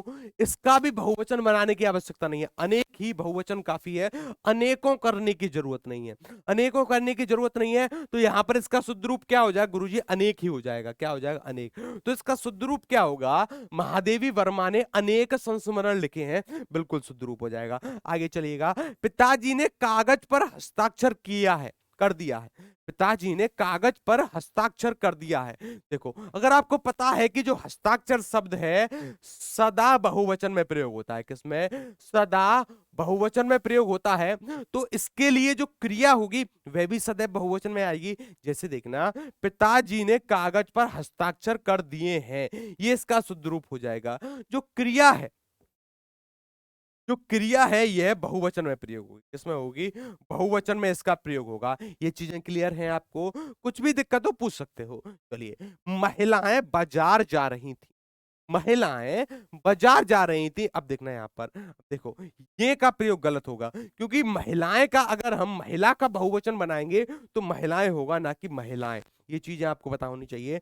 महिलाएं बाजार जा रही थी, देखो यहां पर ये का प्रयोग तो गलत हो गया, ये बिल्कुल सही है। तो ये इसका एकदम से शुद्ध रूप हो जाएगा, वचन संबंधी अशुद्धि हमने पकड़ ली। आगे चलिएगा, आगे देखना, देखो यह बात सुन उसके होश उड़ गए, ये बात सुनकर उसके होश उड़ गए। हाँ जी, देखो होश उड़ गया, सॉरी माफी चाहूंगा, होश उड़ गया। देखो जो होश होता है ना, यहां पर एक और शब्द छाप लेना, देखो यहां पर एक और शब्द छाप लेना, होश। होश, होश भी बहुवचन में प्रयोग होता है, ये भी आपको पता होना चाहिए। चलेगा, देखना, ये बात सुनकर उसके होश उड़ गए। तो होश जो होता है ना, ये बहुवचन में प्रयोग होता है, किसमें, सदैव, सदैव बहुवचन में प्रयोग होता है, किसमें होता है, सदैव बहुवचन में प्रयोग होता है, होश। अच्छा जी, अब देखो होश के लिए किसका प्रयोग होगा, उड़ गए, किसका होगा, होश उड़ गए। अच्छा जी, ये कहानी पढ़कर मेरा मन प्रफुल्लित हुआ, ये कहानी पढ़कर मेरा जो मन है वह प्रफुल्लित हुआ, क्या हुआ, प्रफुल्लित हुआ। अच्छा जी, अब देखो ये कहानी पढ़कर मेरा मन प्रफुल्लित हुआ। अच्छा देखो यहां पर कहां पर है भाई अशुद्धि, यहां पर देखना, ये कहानी, भाई ये का प्रयोग क्यों होगा, ये का प्रयोग तो नहीं होगा, इसके जगह पर होना चाहिए यह का प्रयोग, किसका प्रयोग होना चाहिए, यह का प्रयोग होना चाहिए। चलिए, मेरे सामानों का ध्यान रखना, मेरे सामानों का ध्यान रखना, नहीं, सामान का प्रयोग अगर आपने किया है, सामान, तो सामान क्या होगा गुरुजी, एक वचन में ही प्रयोग होता है, किसमें प्रयोग होता है, एक वचन में। तो इसका बहुवचन बनाने की कोई आवश्यकता नहीं है, इसका बहुवचन बनाने की कोई आवश्यकता नहीं है। चलिए, मेरे सामान का ध्यान रखना, ये इसका बिल्कुल शुद्ध रूप होगा। नो का प्रयोग तो अनुचित हो जाएगा, नो का प्रयोग बिल्कुल अनुचित होगा। इसका शुद्ध रूप क्या है आपको पता होना चाहिए। चलेगा, अब आप खेलो, अब आप खेलो, ये अशुद्ध रूप हो जाएगा। देखो, अब अगर मैं बात करूं आदर सूचक शब्दों की, किसकी, आदर सूचक, आदर सूचक शब्द, आदर सूचक जैसे जो शब्द होते हैं, जैसे देखना, जैसे आप, पिताजी, इनके लिए बहुवचन का प्रयोग होता है, किसका होता है, बहुवचन में ये प्रयोग होते हैं, किसमें होते हैं, बहुवचन में। अब देखना, अब आप खेलो, खेलो का प्रयोग क्यों होगा, बहुवचन में इसका प्रयोग करना है, क्योंकि आदर सूचक शब्द है। देखिएगा, अब आप खेलिए, ये इसका बिल्कुल शुद्ध रूप, ये इसका एकदम से शुद्ध रूप होगा। आगे चलना, आगे देखिए, प्रजा ने राजा की जय जयकार कर दिया। अच्छा देखो, प्रजा ने राजा की जय जयकार कर दिया, कर दिया का प्रयोग क्यों होगा गुरुजी, अच्छा ये तो अशुद्ध हो जाएगा, इसकी जगह पर किसका प्रयोग होना चाहिए, यहां देखना, प्रजा ने राजा की जय जयकार की, प्रजा ने राजा की क्या की, प्रजा ने राजा की जय जयकार करी। अच्छा, लेखक गण सभा में आया, नहीं, ये गलत है, आदर सूचक शब्द है, लेखक गण। अच्छा देखो यहां पर क्या है, बहुवचन है, ये क्या है, बहुवचन में प्रयोग हुआ है, किसमें प्रयोग हुआ है गुरुजी, बहुवचन में, बहुवचन में प्रयोग हुआ है। तो यहां पर आया है का तो प्रयोग अनुचित हो जाएगा, आया है का प्रयोग तो अनुचित हो जाएगा। अब देखना है इसका शुद्ध रूप, लेखक गण प्रजा में आए हैं, हैं पर अंक की बिंदी आ जाएगी, क्या आ जाएगी, अंक की बिंदी, बिल्कुल शुद्ध रूप होगा। और आखिर में पूर्ण विराम लगाना मत भूलना, ठीक है ना। चलिए आगे देखना, भवन को अंगों ने घेर लिया है, अच्छा माफी चाहूंगा, अंगों का प्रयोग मैंने कर दिया जो कि गलत होगा, भवन को आगों ने घेर लिया है। भाई आगों क्यों, आग, आपने कहा आग, तो आग का प्रयोग तो सदैव एक वचन में होता है, किसमें होता है, एक वचन में। तो यहां पर आगों का तो प्रयोग नहीं होगा। भाई आगों क्या होता है, ये तो कुछ होता ही नहीं है, भवन को आग ने घेर लिया, ये बिल्कुल शुद्ध रूप होगा, ये बिल्कुल इसका शुद्ध रूप हो जाएगा। तो यहां पर कौन सी अशुद्धि है, वचन संबंधी अशुद्धि है, कौन सी है, वचन, वचन संबंधी अशुद्धि यहां पर विद्यमान है।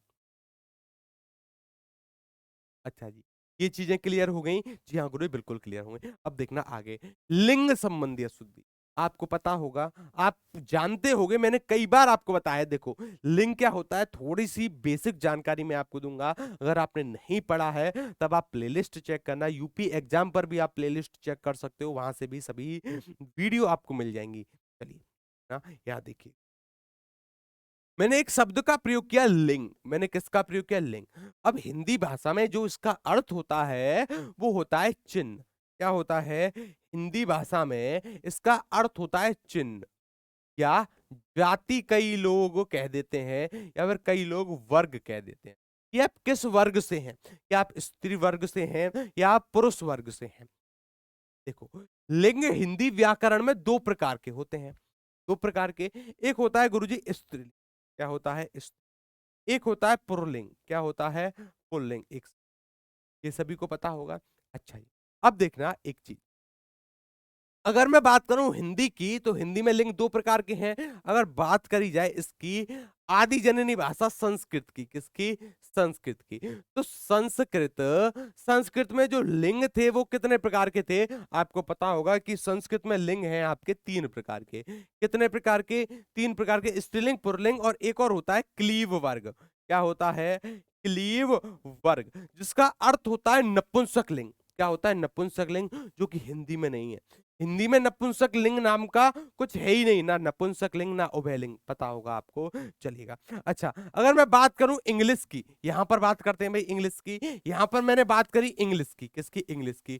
तो इंग्लिश में भी जो जेंडर होते थे तीन प्रकार के होते हैं। कितने प्रकार के जेंडर होते हैं? तीन प्रकार के जेंडर होते हैं, और उसके तीसरे जेंडर को कहा जाता है न्यूट्रल जेंडर। क्या कहा जाता है? न्यूट्रल जेंडर, जो कि हिंदी में नहीं होता। ये जानकारी अभी आपको काम आएगी, चलेगा।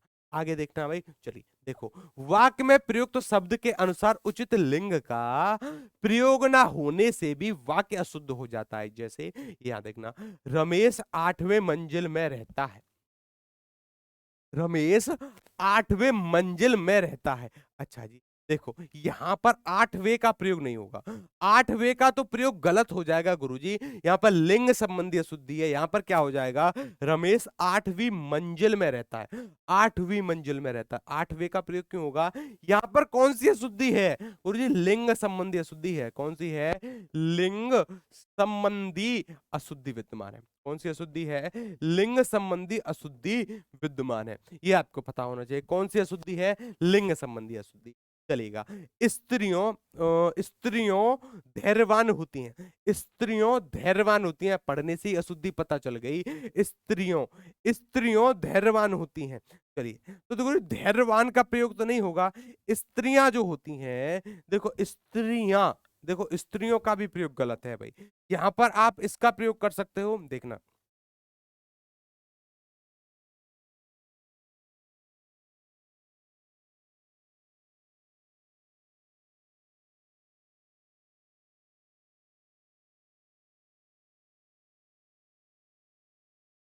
क्या है? स्त्रियां धैर्यवान होती हैं। क्या होती हैं? स्त्रियां धैर्यवान होती हैं। भाई धैर्यवान नहीं, धैर्यवती होती हैं। क्या होती हैं? धैर्यवती होती हैं। ये सही हो जाएगा। इसमें लिंग संबंधी अशुद्धि है। कौन सी है? लिंग संबंधी अशुद्धि इसमें विद्यमान है। कौन सी अशुद्धि है? लिंग संबंधी। आगे चलिएगा, आगे देखते हैं। ये जानकारी आपको पता हो गई, चलिए अब देखना है यहाँ पर। सुनील, रमेश और सरिका बाजार को गई। सुरेश, सुनील, रमेश और सरिका बाजार को गई।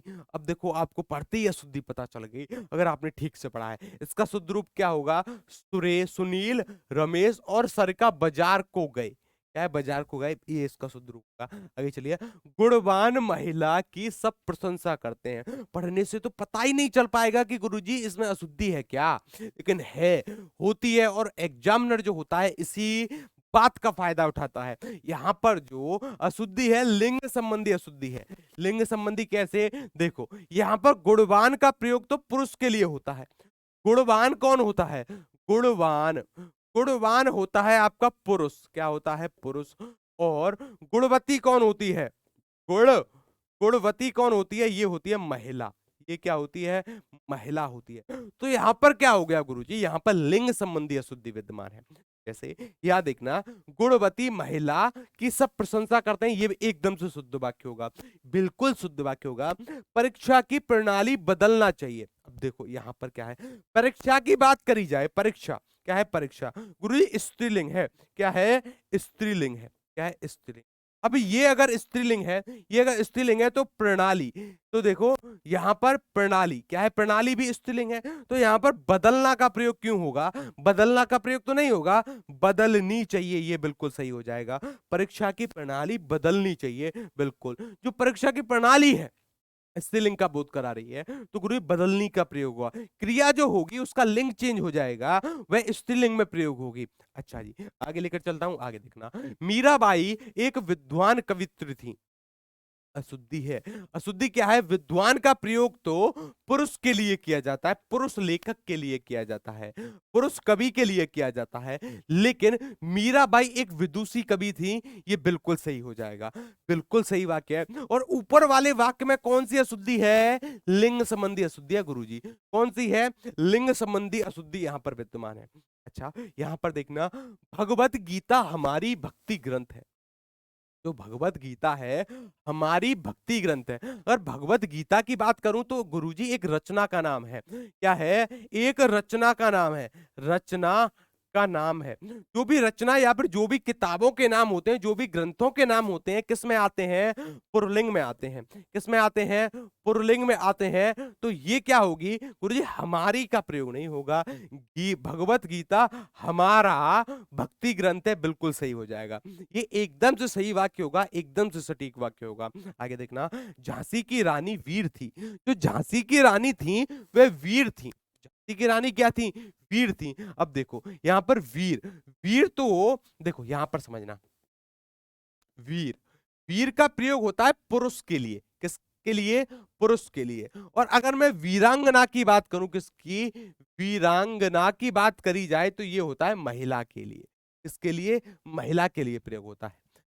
अब देखो यहां पर झांसी की रानी महिला है, महिला है भाई, तो यहां पर झांसी की रानी वीर का प्रयोग नहीं होगा, वीरांगना का प्रयोग एकदम से शुद्ध हो जाएगा, वीरांगना का प्रयोग यहां पर एकदम से शुद्ध होगा। तो यहां पर कौन सी अशुद्धि है गुरुजी, लिंग संबंधी अशुद्धि है, लिंग, लिंग संबंधी अशुद्धि है, लिंग संबंधी अशुद्धि यहां पर विद्यमान है, आपको पता होना चाहिए।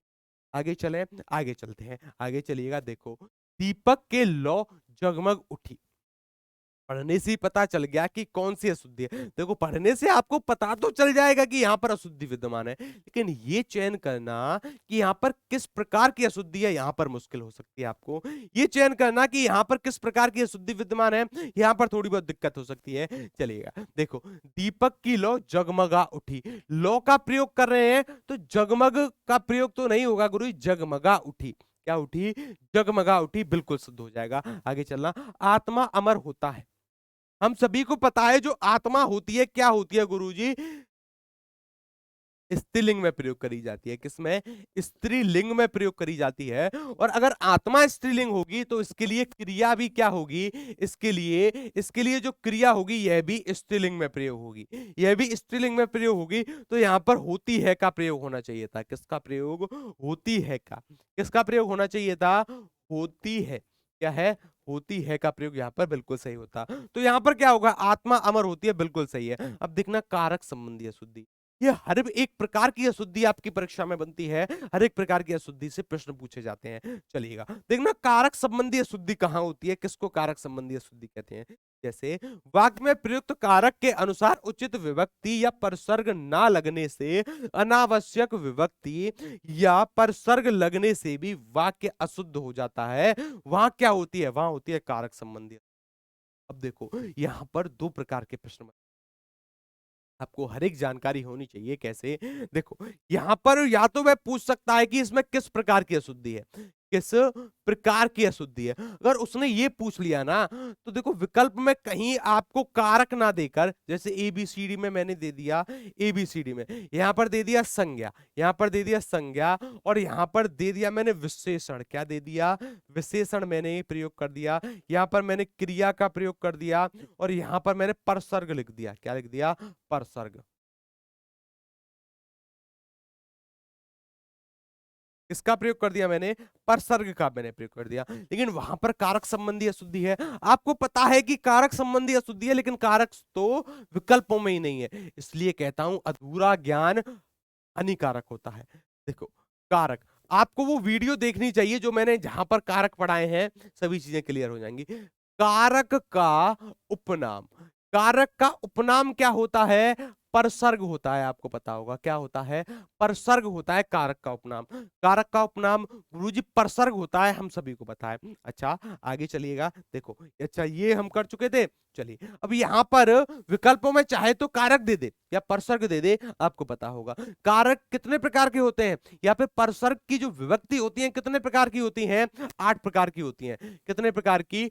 8 प्रकार की विभक्ति होती हैं, पता होगा आपको। चलिएगा, देखना, मैंने यह कार्य नहीं करना, मैंने यह कार्य नहीं करना। अब देखो, आपको पता चल गया गुरुजी कारक विभक्ति संबंधी अशुद्धि है। तो यहां पर क्या होगा?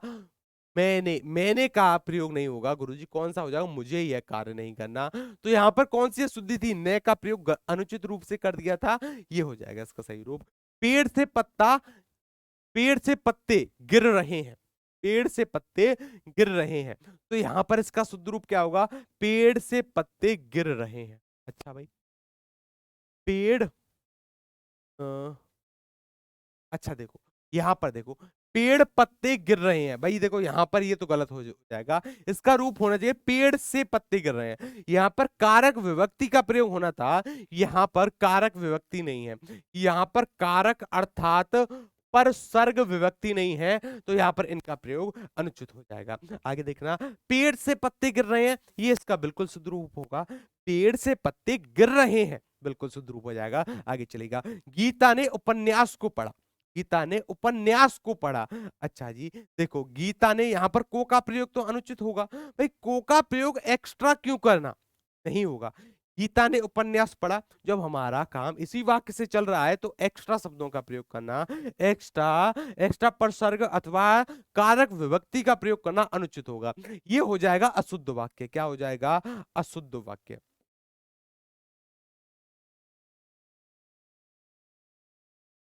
अशुद्ध वाक्य हो जाएगा। तो इसका शुद्ध रूप क्या होगा? इसका शुद्ध रूप होगा गीता ने उपन्यास पढ़ा। गीता ने क्या पढ़ा? गीता ने पढ़ा उपन्यास। ये इसका एकदम से शुद्ध रूप होगा। आगे चलना, देखो, मेरे घर की दाई और बगीचा है। देखो, यहां पर छोटी सी गलती है। मेरे घर की, देखो यहां पर की का प्रयोग तो अनुचित हो गया। बोले, की का प्रयोग क्यों होगा? मेरे घर के दाईं ओर, ये बिल्कुल सही होगा, क्योंकि मैं किसी दिशा के बारे में बता रहा हूं, मैं कारक बता रहा हूं। मैं यहां पर कारक, मैं यहां पर कारक अर्थात परसर्ग, क्या है भाई? कारक अर्थात परसर्ग संबंधी अशुद्धि है। कौन सी है? परसर्ग संबंधी अशुद्धि है। तो यहां पर उचित रूप क्या होगा? मेरे घर के दाईं ओर बगीचा है। आगे चलिएगा, मेरे छत में बंदर बैठा है। देखो, मैं का प्रयोग तो गलत हो गया। मैं का प्रयोग क्यों होगा? नहीं होगा। मेरी छत पर का प्रयोग बिल्कुल सही होगा। यहां पर जो विभक्ति है, क्या है? जो यहां पर विभक्ति, विभक्ति का अशुद्ध प्रयोग हो रहा है। क्या हो रहा है? विभक्ति का अशुद्ध प्रयोग हो रहा है। विभक्ति का अशुद्ध प्रयोग हो रहा है, तो यहां पर कारक अर्थात परसर्ग संबंधी अशुद्धि। आगे लेकर चलता हूं, आगे चलेगा, क्रिकेट भारत की प्रिय खेल है। पढ़ने से ही गलती पता चल गई। की का प्रयोग कर दिया गुरुजी, मतलब विभक्ति गलत प्रयोग कर दी। विभक्ति हमने गलत प्रयोग कर दी, तो यहां पर इसकी सही विभक्ति क्या होगी? का। क्या होगा? क्रिकेट भारत का प्रिय खेल है। कारक अर्थात परसर्ग संबंधी अशुद्धि हो जाएगी। सभी को क्लियर है? चलिए, हिमालय गंगा निकलती है। हिमालय गंगा निकलती है, नहीं, अशुद्ध रूप है, अशुद्ध है भाई। क्या है? अशुद्ध है। कई बार हम क्या करते हैं, जल्दी जल्दी में चीजों को सही ठहरा देते हैं, लेकिन वो सही नहीं होती, अशुद्ध है। तो हिमालय से गंगा निकलती है, हिमालय से गंगा निकलती है, से का प्रयोग होगा। अच्छा, आगे चलेगा, देखो यहां पर कौन सा कारक होगा अगर पूछ ले, तो हिमालय से गंगा अलग हो रही है ना, तो क्या हो जाएगा गुरु? अपादान। मरीज की दवाई खरीद लाओ, मरीज की दवाई खरीद लाओ, शुद्ध रूप बता रहा है। यहां देखना, मरीज के लिए की का प्रयोग नहीं होगा। मरीज के लिए दवाई खरीद लाओ, बिल्कुल शुद्ध रूप होगा। मरीज के लिए, भाई मरीज की दवाई थोड़ी, मरीज के लिए दवाई खरीद लाओ, बिल्कुल शुद्ध रूप हो जाएगा। आगे चलिएगा, जन्मदिन के अवसर पर मैंने अपनी छोटी बहन को उपहार दिया। पढ़ने से बिल्कुल भी पता नहीं चलेगा आपको कि कहां पर गलती है। जन्मदिन के जन्मदिन के अवसर पर मैंने अपनी छोटी बहन का उपहार दिया। गुरुजी का प्रयोग नहीं होगा, को का प्रयोग होना चाहिए था। किसका प्रयोग होना चाहिए था? को का प्रयोग होना चाहिए। अच्छा देखो, पढ़ने में भी ना मैंने जल्दी जल्दी में का को पढ़ दिया था। यही होता है अक्सर, यही होता है अक्सर कि हमको नहीं पता होता, हम नहीं जानते हैं। चलिए, तो हम चीजों को उसी प्रकार से पढ़ते हैं जो हम आम भाषा में पढ़ते हैं, लेकिन वहां पर अशुद्धि होती है, ध्यान से पढ़ना चाहिए। तो यहाँ पर ये तो हो जाएगा इसका अशुद्ध रूप, और यहाँ पर कारक संबंधी अशुद्धि है। कारक कह लूं, विभक्ति कह लूं, क्या कह लूं? विभक्ति कह लूं, या फिर मैं परसर्ग कह लूं। क्या कह लूं? परसर्ग कह लूं। तो यहाँ पर इस प्रकार की अशुद्धि है, आपको पता होगा। चलिए जी, कृष्ण जी ने कंस मारा।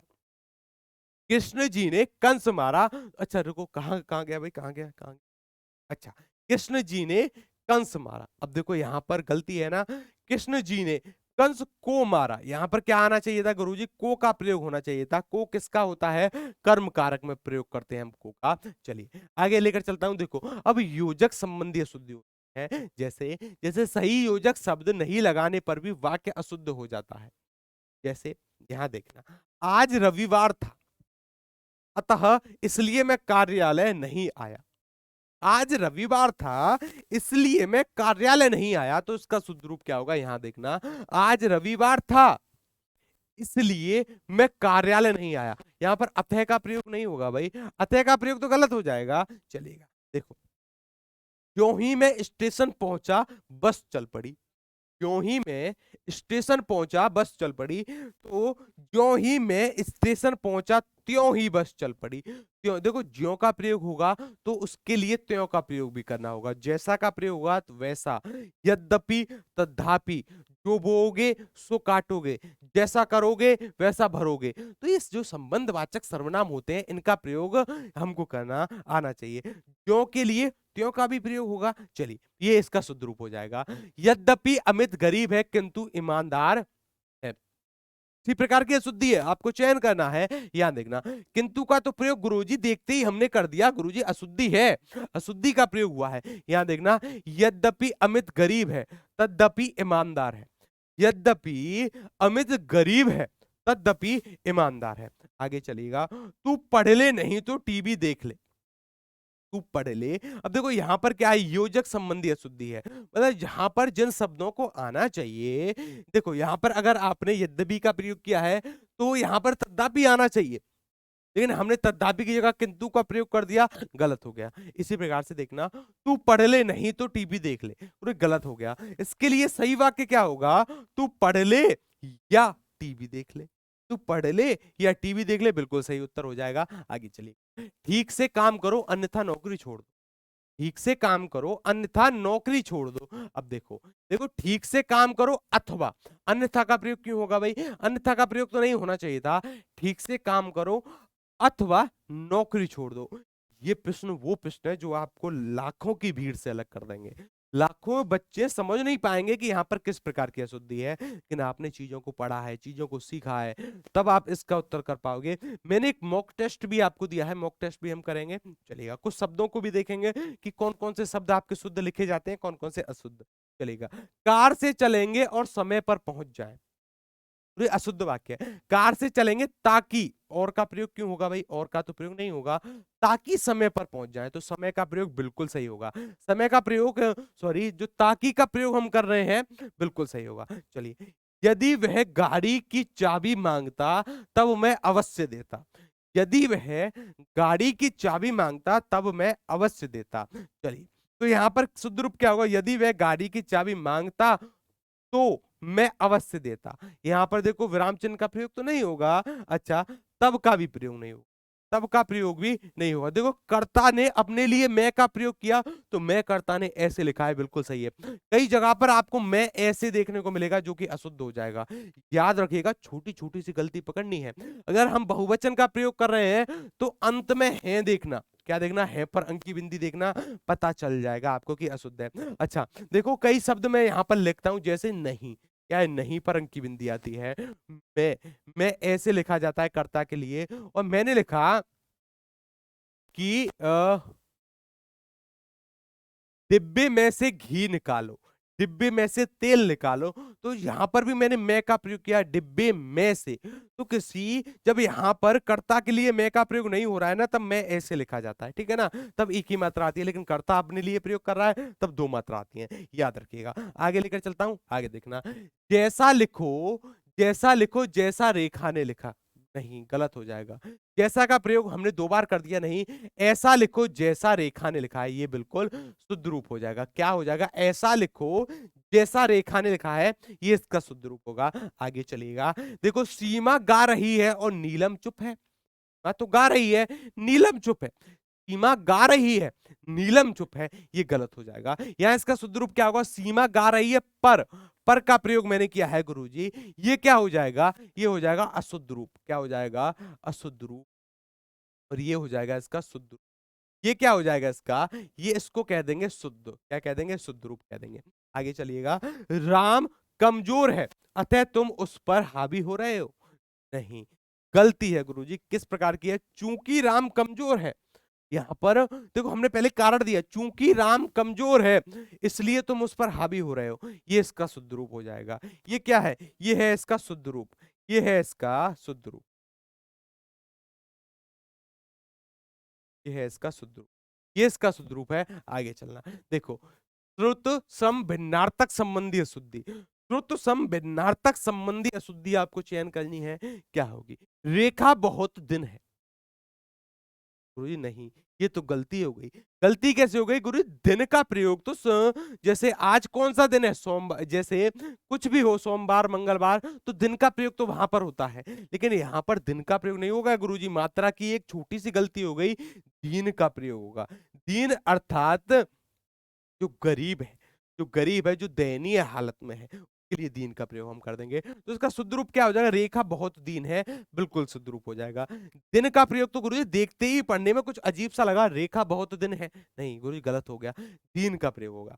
अच्छा, मंगल ग्रह पर जीवन है, मंगल ग्रह पर जीवन है, अच्छा जी, मंगल ग्रह पर जीवन है। हाँ देखो, यहाँ पर ग्रह ऐसे लिखा नहीं जाता, ग्रह जो लिखा जाएगा गुरुजी ऐसे लिखा जाएगा। कैसे, ऐसे लिखा जाएगा, याद रखिएगा। ग्रह कैसे लिखेंगे, ग्रह लिखेंगे ऐसे।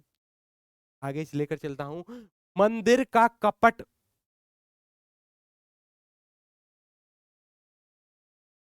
माफी चाहूंगा, चलेगा, मंदिर का कपट बहुत बड़ा था। अब देखो, कपट का तो प्रयोग नहीं होगा गुरुजी, कपाट का प्रयोग बिल्कुल सही होगा, क्योंकि कपाट कहते हैं किवाड़ को, द्वार को कहा जाता है। किसको कहा जाता है, द्वार को कहा जाता है। किसको कहा जाता है, द्वार को। अच्छा जी, तुम्हारे पास कुल चार धोती हैं, तुम्हारे पास कुल चार धोती हैं, नहीं गुरु, कुल का प्रयोग क्यों होगा, कुल का प्रयोग होगा, छोटे ऊ की मात्रा आएगी। किसकी आएगी, छोटे ऊ की मात्रा का प्रयोग होना। हाँ, याद देखना, सभी भक्तगण माता जी का प्रसाद लेकर जाना, सभी भक्तगण माता जी का प्रसाद लेकर जाना। अब देखो, सभी भक्तगण माता जी का प्रसाद, माता जी यहां पर आ गया का प्रसाद लेकर जाना।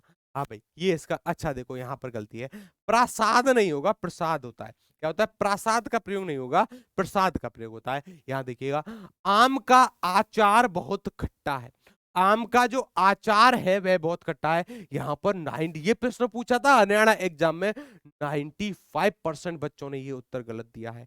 कैसे, उन्होंने अचार देखा तो उनको लगा था यही शुद्ध रूप होगा, लेकिन ये गलत है, ये गलत है। आचार कहते हैं आपके व्यवहार को, आपके स्वभाव को, लेकिन जो हम आम का अचार खाते हैं खाने के साथ, वो ये होता है भाई, आ पर कोई भी मात्रा नहीं होती, चा पर बड़े या की मात्रा होती है, फिर रा होता है, ये इसका शुद्ध रूप होता है, याद रखिएगा। अचार ऐसे होता है, ठीक है ना। चलिए आगे चलिएगा, दमयंती का बटन चंद्रमा के सामने सुंदर है। अच्छा, बदन क्या है, बदन, देखना यहां पर देखना, दमयंती का वदन होता है, बदन नहीं होता है, वदन होता है। क्या होता है, बदन नहीं होता है, वदन होता है। क्या होता है, वदन। यहां पर याद रखोगे, वदन चंद्रमा के समान सुंदर है। अच्छा जी, चलिए, श्री कृष्ण अर्जुन के सुत थे, नहीं, देखो, सुत माने होता है पुत्र, क्या होता है पुत्र, तो सुत नहीं होगा, सूत होगा। सूत का अर्थ होता है सारथी, क्या होता है सारथी। तो भगवान श्री कृष्ण अर्जुन के क्या थे, सूत थे, अर्थात सारथी थे। सुत का अर्थ होता है पुत्र, बेटा। अच्छा जी, आगे लेकर चलता हूं। सर में कमल खिले हैं, सर में कमल खिले हैं। गुरु सर, सर जो ये वाला सर होगा, इसका अर्थ होता है तालाब, क्या होता है तालाब, इसका अर्थ होता है, याद रखें। सर में कमल खिले थे, बिल्कुल सही होगा। सर इस प्रकार से प्रयोग होगा, किस प्रकार से, इस प्रकार। राकेश मेरा आरी है, राकेश मेरा आरी है। देखो राकेश, राकेश मेरा अरी है।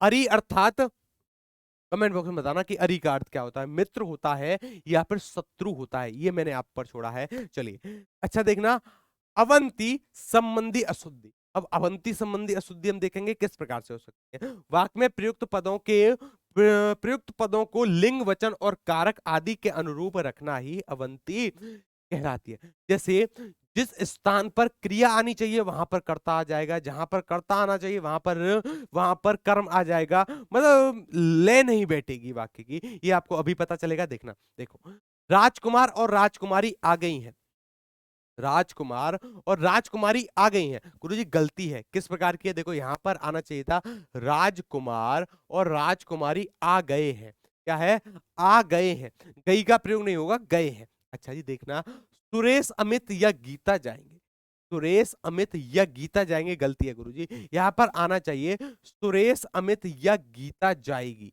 क्या है सुरेश अमित या गीता जाएगी। अच्छा कर्म और क्रिया की अवंती यहां पर देखना किस प्रकार से होती है। राम ने चाय के साथ ब्रेड पकौड़े खाए, ब्रेड पकौड़े खाया, माफी चाहूंगा, खाया का प्रयोग हुआ है जो कि अशुद्ध है। इसका शुद्ध रूप क्या होगा, यहां देखना, राम ने चाय के साथ ब्रेड और पकौड़े खाए।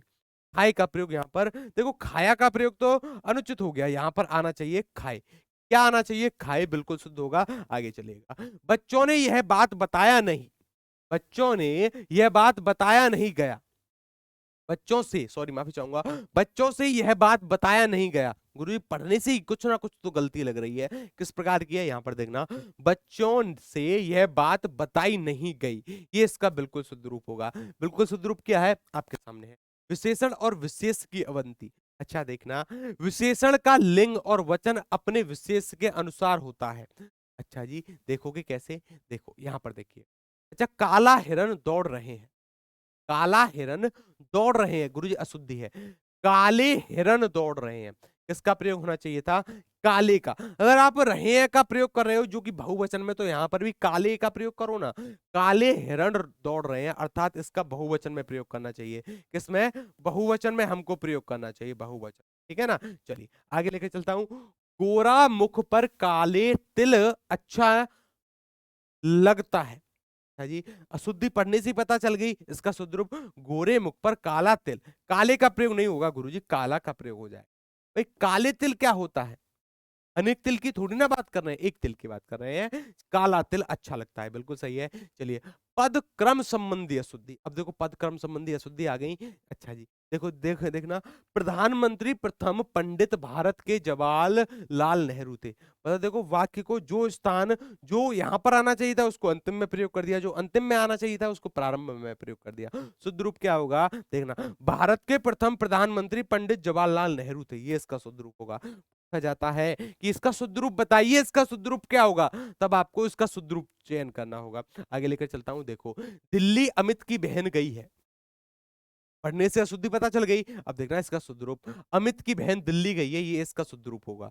हालांकि शब्द कोई अशुद्ध नहीं है, पद क्रम संबंधी अशुद्धि है कि पहले कौन सा आएगा बाद में कौन सा आएगा, यही तो पद क्रम होता है। चलिएगा देखो, अन्य अनन्य भक्त मीराबाई श्री कृष्ण की थी, अनन्य भक्त मीराबाई श्री कृष्ण की थी, पद क्रम संबंधी अशुद्धि है। देखना मीराबाई श्री कृष्ण के अनन्य भक्त थी, ये इसका शुद्ध रूप हो जाएगा। अच्छा बर्तन करने के लिए साफ नौकर को मालकिन ने कहा, अशुद्धि है गुरुजी। अब देखना, मालकिन ने नौकर को बर्तन साफ करने के लिए कहा, ये यहां पर क्या हो जाए गुरुजी, पद क्रम, क्या है पद क्रम संबंधी अशुद्धि है, पद क्रम संबंधी अशुद्धि यहां पर प्रयोग हुई है। कौन सी अशुद्धि है, पद क्रम संबंधी अशुद्धि का प्रयोग यहां पर किया है, और यहां पर भी किसका प्रयोग किया है, पद क्रम संबंधी अशुद्धि का, पद क्रम संबंधी अशुद्धि का प्रयोग यहाँ पर हुआ है। ये चीजें आपको क्लियर है? जी हाँ गुरुजी, बिल्कुल क्लियर है, बिल्कुल सीख रहे हैं। आगे चलना, आगे लेकर चलता हूं आपको। देखो, नींबू पानी ठंडा 1 गिलास दीजिए। नींबू पानी ठंडा 1 गिलास दीजिए, पदक्रम संबंधी अशुद्धि हो गई। यहां पर देखना, 1 गिलास ठंडा नींबू पानी दीजिए, 1 गिलास ठंडा नींबू पानी दीजिए। अच्छा जी, तो ये इसका बिल्कुल शुद्ध रूप होगा। यहां पर कौन सी है गुरु जी? पदक्रम संबंधी अशुद्धि है, पदक्रम संबंधी अशुद्धि, पदक्रम संबंधी अशुद्धि है, पदक्रम संबंधी अशुद्धि यहां पर विराजमान है। चलिएगा, हिंदी साहित्य को भक्ति काल का स्वर्ण काल माना जाता है। पढ़ने से अशुद्धि पता चल गई। अब इसका जो शुद्ध रूप होगा, अब देखना क्या होगा। भक्ति काल को हिंदी साहित्य का स्वर्ण काल माना जाता है, ये इसका बिल्कुल शुद्ध रूप होगा। भक्ति काल पहले आना चाहिए था, पदक्रम संबंधी अशुद्धि है। आगे देखते हैं, हिंदी के प्रश्न, हिंदी के प्रथम सम्मानित होने वाले सुमित्रा नंदन पंत ज्ञानपीठ से साहित्यकार हैं। तो देखो, हमको पता है कि ज्ञानपीठ पुरस्कार सर्वप्रथम किसको मिला है? हिंदी के लिए सुमित्रा नंदन पंत जी को मिला है। लेकिन अब देखना, सुमित्रा नंदन पंत ज्ञानपीठ से सम्मानित होने वाले हिंदी के प्रथम साहित्यकार थे। देखो, पदक्रम संबंधी अशुद्धि, आपको पता होना चाहिए कि कौन सा पहले आएगा, कौन सा अंतिम में प्रयोग होगा। यहाँ पर देखो, हिंदी के प्रथम सम्मानित होने वाले सुमित्रा नंदन पंत, ये तो गलत हो जाएगा। सुमित्रा नंदन पंत ज्ञानपीठ से सम्मानित होने वाले हिंदी के प्रथम साहित्यकार थे, बिल्कुल शुद्ध रूप इसका हो जाएगा। आगे लेकर चलता हूं, आगे देखना, प्रत्येक आत्मनिर्भर को व्यक्ति होना चाहिए। पढ़ने से अशुद्धि पता चल गई। वाक्य को आगे पीछे कर दिया है, पदक्रम इसका चेंज कर दिया है। क्या चेंज कर दिया है गुरु? पदक्रम चेंज कर दिया है। क्या कर दिया? पदक्रम बदल दिया है, पदक्रम संबंधी अशुद्धि है। अच्छा, देखना, प्रत्येक व्यक्ति को आत्मनिर्भर होना चाहिए, ये इसका एकदम से शुद्ध रूप होगा। ये क्या होगा? ये इसका एकदम से शुद्ध रूप होगा। अच्छा, प्रत्येक व्यक्ति, अच्छा, मेहमान ने प्लेट में रखकर नाश्ता दो। मेहमान को प्लेट में रखकर नाश्ता दो नहीं। देखो, इसका शुद्ध रूप होगा, मेहमान को नाश्ता प्लेट में रखकर दो। पहले नाश्ता किस में रखकर? प्लेट में रखकर। तो नाश्ता यहां पर पहले आ जाना चाहिए था, नाश्ता यहां पर पहले आ जाना चाहिए था, बिल्कुल शुद्ध रूप होगा। आगे चलिएगा, आगे देखते हैं। देखो, अब कुछ शब्दों के बारे में जानते हैं, कुछ शब्दों के बारे में सीखते हैं कि कौन सा शब्द शुद्ध होता है, कौन सा शब्द अशुद्ध होता है। आगे चलिएगा, आगे मैं आपको लिखता हूं। देखो, ईश्वर, ईश्वर ऐसे लिखना गलत है, ऐसे ईश्वर नहीं लिखा जाता है। ईश्वर को हमेशा बड़ी ई की मात्रा आती है। किसकी आती है? बड़ी ई की मात्रा आती है। आगे देखिएगा, ईसाई, गुरुजी ईसाई भी गलत लिखा हुआ है। ईसाई पर यहां पर भी बड़ी ई की मात्रा आएगी, ये इसका शुद्ध रूप है। ये वो शब्द हैं जो कई बार पूछे गए हैं, कई बार परीक्षा में पूछे गए हैं। एक एक चीज को याद रखना, एक एक चीज को समझना, जानना। चलिए, देखो, स्कूल तो ऐसे नहीं लिखा जाता है, स्कूल ऐसे लिखा जाता है। चलिए, अच्छा जी, देखो, इच्छा, इच्छा को कैसे लिखा जा, देखो, इच्छा लिखी गई है, इमारत लिखी गई है, इसलिए लिखा गया है। देखिए, इच्छा, वो यहाँ पर ई पर ये नहीं आता है, इच्छा ऐसे लिखते हैं। इमारत, इमारत में ऊपर बड़ी ई नहीं आती है, छोटी ई का प्रयोग होता है, ये इसका शुद्ध रूप। इसलिए गुरु, गलत हो जाएगा, इसलिए ऐसे लिखा जाता है। उंगली, उंगली में बड़े ऊ की मात्रा आती है और ऊपर चंद्र बिंदु आती है, उंगली ऐसे लिखा जाता है। आगे चलेगा, 29, गुरु जी गलत हो गया, 29 सिंपल सा लिखा जाता है, 29। उज्जवल, उज्जवल तो ये तो गलत हो गया, उज्जवल कई बार पूछा जाता है, उज्जवल ऐसे लिखा जाता है, याद रखिए, ठीक है ना। आधे दो जा आधे आते हैं जो कि वा पर जुड़े होते हैं। चलिए, उद्घाटन, गुरु जी दा पर क्या आ जाएगा? हलंत का प्रयोग होगा, उद्घाटन। उद्दत, उद्दत ऐसे लिखा जाता है। अच्छा, उद्यम, ऊधम ऐसे लिखा जाता है, ऊधम, बड़े ऊ का प्रयोग होता है। किसका प्रयोग होता है? बड़े ऊ का प्रयोग होता है, याद रखिएगा। आगे चलते हैं, उदाहरण, उदाहरण देखो गलत है, उद्धा का प्रयोग हुआ है, गुरुजी दा का प्रयोग होता है। किसका? उदाहरण होता है, उद्धा नहीं होता है, उदाहरण होता है। चलिए, यहां पर दा का प्रयोग होगा। 49, 49, गुरु गलती हो गई, 49 ऐसे लिखा जाता है, चंद्र बिंदु का ऊपर प्रयोग नहीं हो, सॉरी, अनुस्वार का ऊपर प्रयोग नहीं होता है। आगे चलता हूं, उपजाऊ, यहां देखो भाई, यहां पर लिखा हुआ है उपजाऊ, उपजाऊ में बड़े ऊ की मात्रा आती है अंतिम में, उपजाऊ में बड़े ऊ की मात्रा आ जाती है अंतिम में, आपको पता होना चाहिए। आगे देखना, उपरोक्त, गुरुजी गलत है, उपरोक्त नहीं लिखा जाता है, उपरयुक्त लिखा जाता है, ठीक है ना। उपरयुक्त शुद्ध शब्द होता है। उपलक्ष्य, गुरुजी ये तो गलत है, उपलक्ष्य ऐसे लिखा जाता है, उपलक्ष्य, उपलक्ष्य ऐसे लिखा जाता है, आधा छह आता है, ठीक है ना। चलिए, उमा, उमरना, उमरना नहीं होता है, उमड़ना होता है, डा पर नीचे नुक्ता का प्रयोग होता है, और नुक्ता का वाले प्रयोग किस लिए होता है, क्या कहते हैं इसको, उच्छिप्त व्यंजन कहते हैं, आपको पता होगा क्योंकि मैंने आपको बताया है। देखो यहां से भी क्वेश्चन बन सकता है। देखो उच्छिप्त, उच्छिप्त व्यंजन, उच्छिप्त व्यंजन के बारे में अगर मैं बताता हूं तो ध्यान रखिएगा, जानना है आपको उच्छिप्त व्यंजन। देखो दो होते हैं, तो कौन से गुरुजी, एक होता है जा, एक होता है फा, एक होता है जा, एक होता है फा। इनसे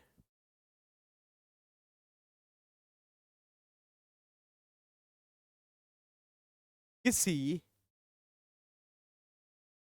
शब्द की शुरुआत नहीं होगी, इनसे किसी शब्द की शुरुआत नहीं होगी, आपको पता होना चाहिए। अगर इनसे किसी शब्द की शुरुआत होती है तब उसके नीचे नुक्ता का प्रयोग नहीं होगा, तब उसके नीचे नुक्ता का प्रयोग नहीं होगा। नुक्ता का प्रयोग कब होगा, जब ये बीच में प्रयोग होते हैं, बीच में अर्थात यहां पर प्रयोग होते हैं। तो डा के नीचे नुक्ता का प्रयोग किया तो मैंने बीच में प्रयोग कर लिया। अच्छा देखो ऊष्मा, बड़े ऊ की मात्रा आती है ऊष्मा में, उहा, उहापोह, नहीं भाई ये तो गलत है, बड़ा ऊ आएगा, उहापोह। उंगलियां, अच्छा देखो यहां पर भी दोनों ओर चंद्र बिंदु का प्रयोग कर दिया। अच्छा लेकिन यहां पर छोटा ऊ आ जाएगा, क्या आ जाएगा, उंगलियां होता है। अच्छा एंकर, एंकर ऐसे लिखा जाता है, बड़े ए की मात्रा आती है, साथ के साथ अंक की बिंदी आती है। एजेंसी ऐसे नहीं लिखा जाता है, एजेंसी ऐसे लिखा जाता है, याद रखिएगा। एजेंसी, ए एजेंसी नहीं होता है, एजेंसी होता है, जहां पर बड़े छोटी ए की मात्रा आती है और अंक की बिंदी आती है। देखो अब मैं आपको एक काम सौंप कर जा रहा हूं, ये आपका होमवर्क है, ये पीडीएफ पढ़ना, क्योंकि ये इसके बाद जो आने वाले हैं ना वो क्वेश्चन आने वाले हैं, क्वेश्चन की प्रैक्टिस करेंगे हम अगली क्लास में। क्वेश्चन कहाँ है भाई, क्वेश्चन देखना, क्वेश्चन आपके आने वाले हैं, क्वेश्चन की प्रैक्टिस मैं कराऊंगा आपको आने वाली क्लास में। ये रहे भाई आपके क्वेश्चन, ये हैं आपके क्वेश्चन, क्वेश्चन की प्रैक्टिस मैं कराऊंगा आपको आने वाली क्लास में। आने वाली क्लास से हम क्वेश्चन की प्रैक्टिस करेंगे। आज की क्लास यहीं पर समाप्त करते हैं, आशा करता हूं कि आज की क्लास आपको समझ में आई होगी। क्वेश्चन अगली क्लास में करेंगे। ये पीडीएफ सभी को पढ़नी है, मोस्ट इंपोर्टेंट पीडीएफ है। चलिएगा तब तक के लिए नमस्कार, राधे राधे, जय श्री कृष्णा। ऐसे ही पढ़ते रहे, ऐसे ही मुस्कुराते रहे। धन्यवाद सभी को।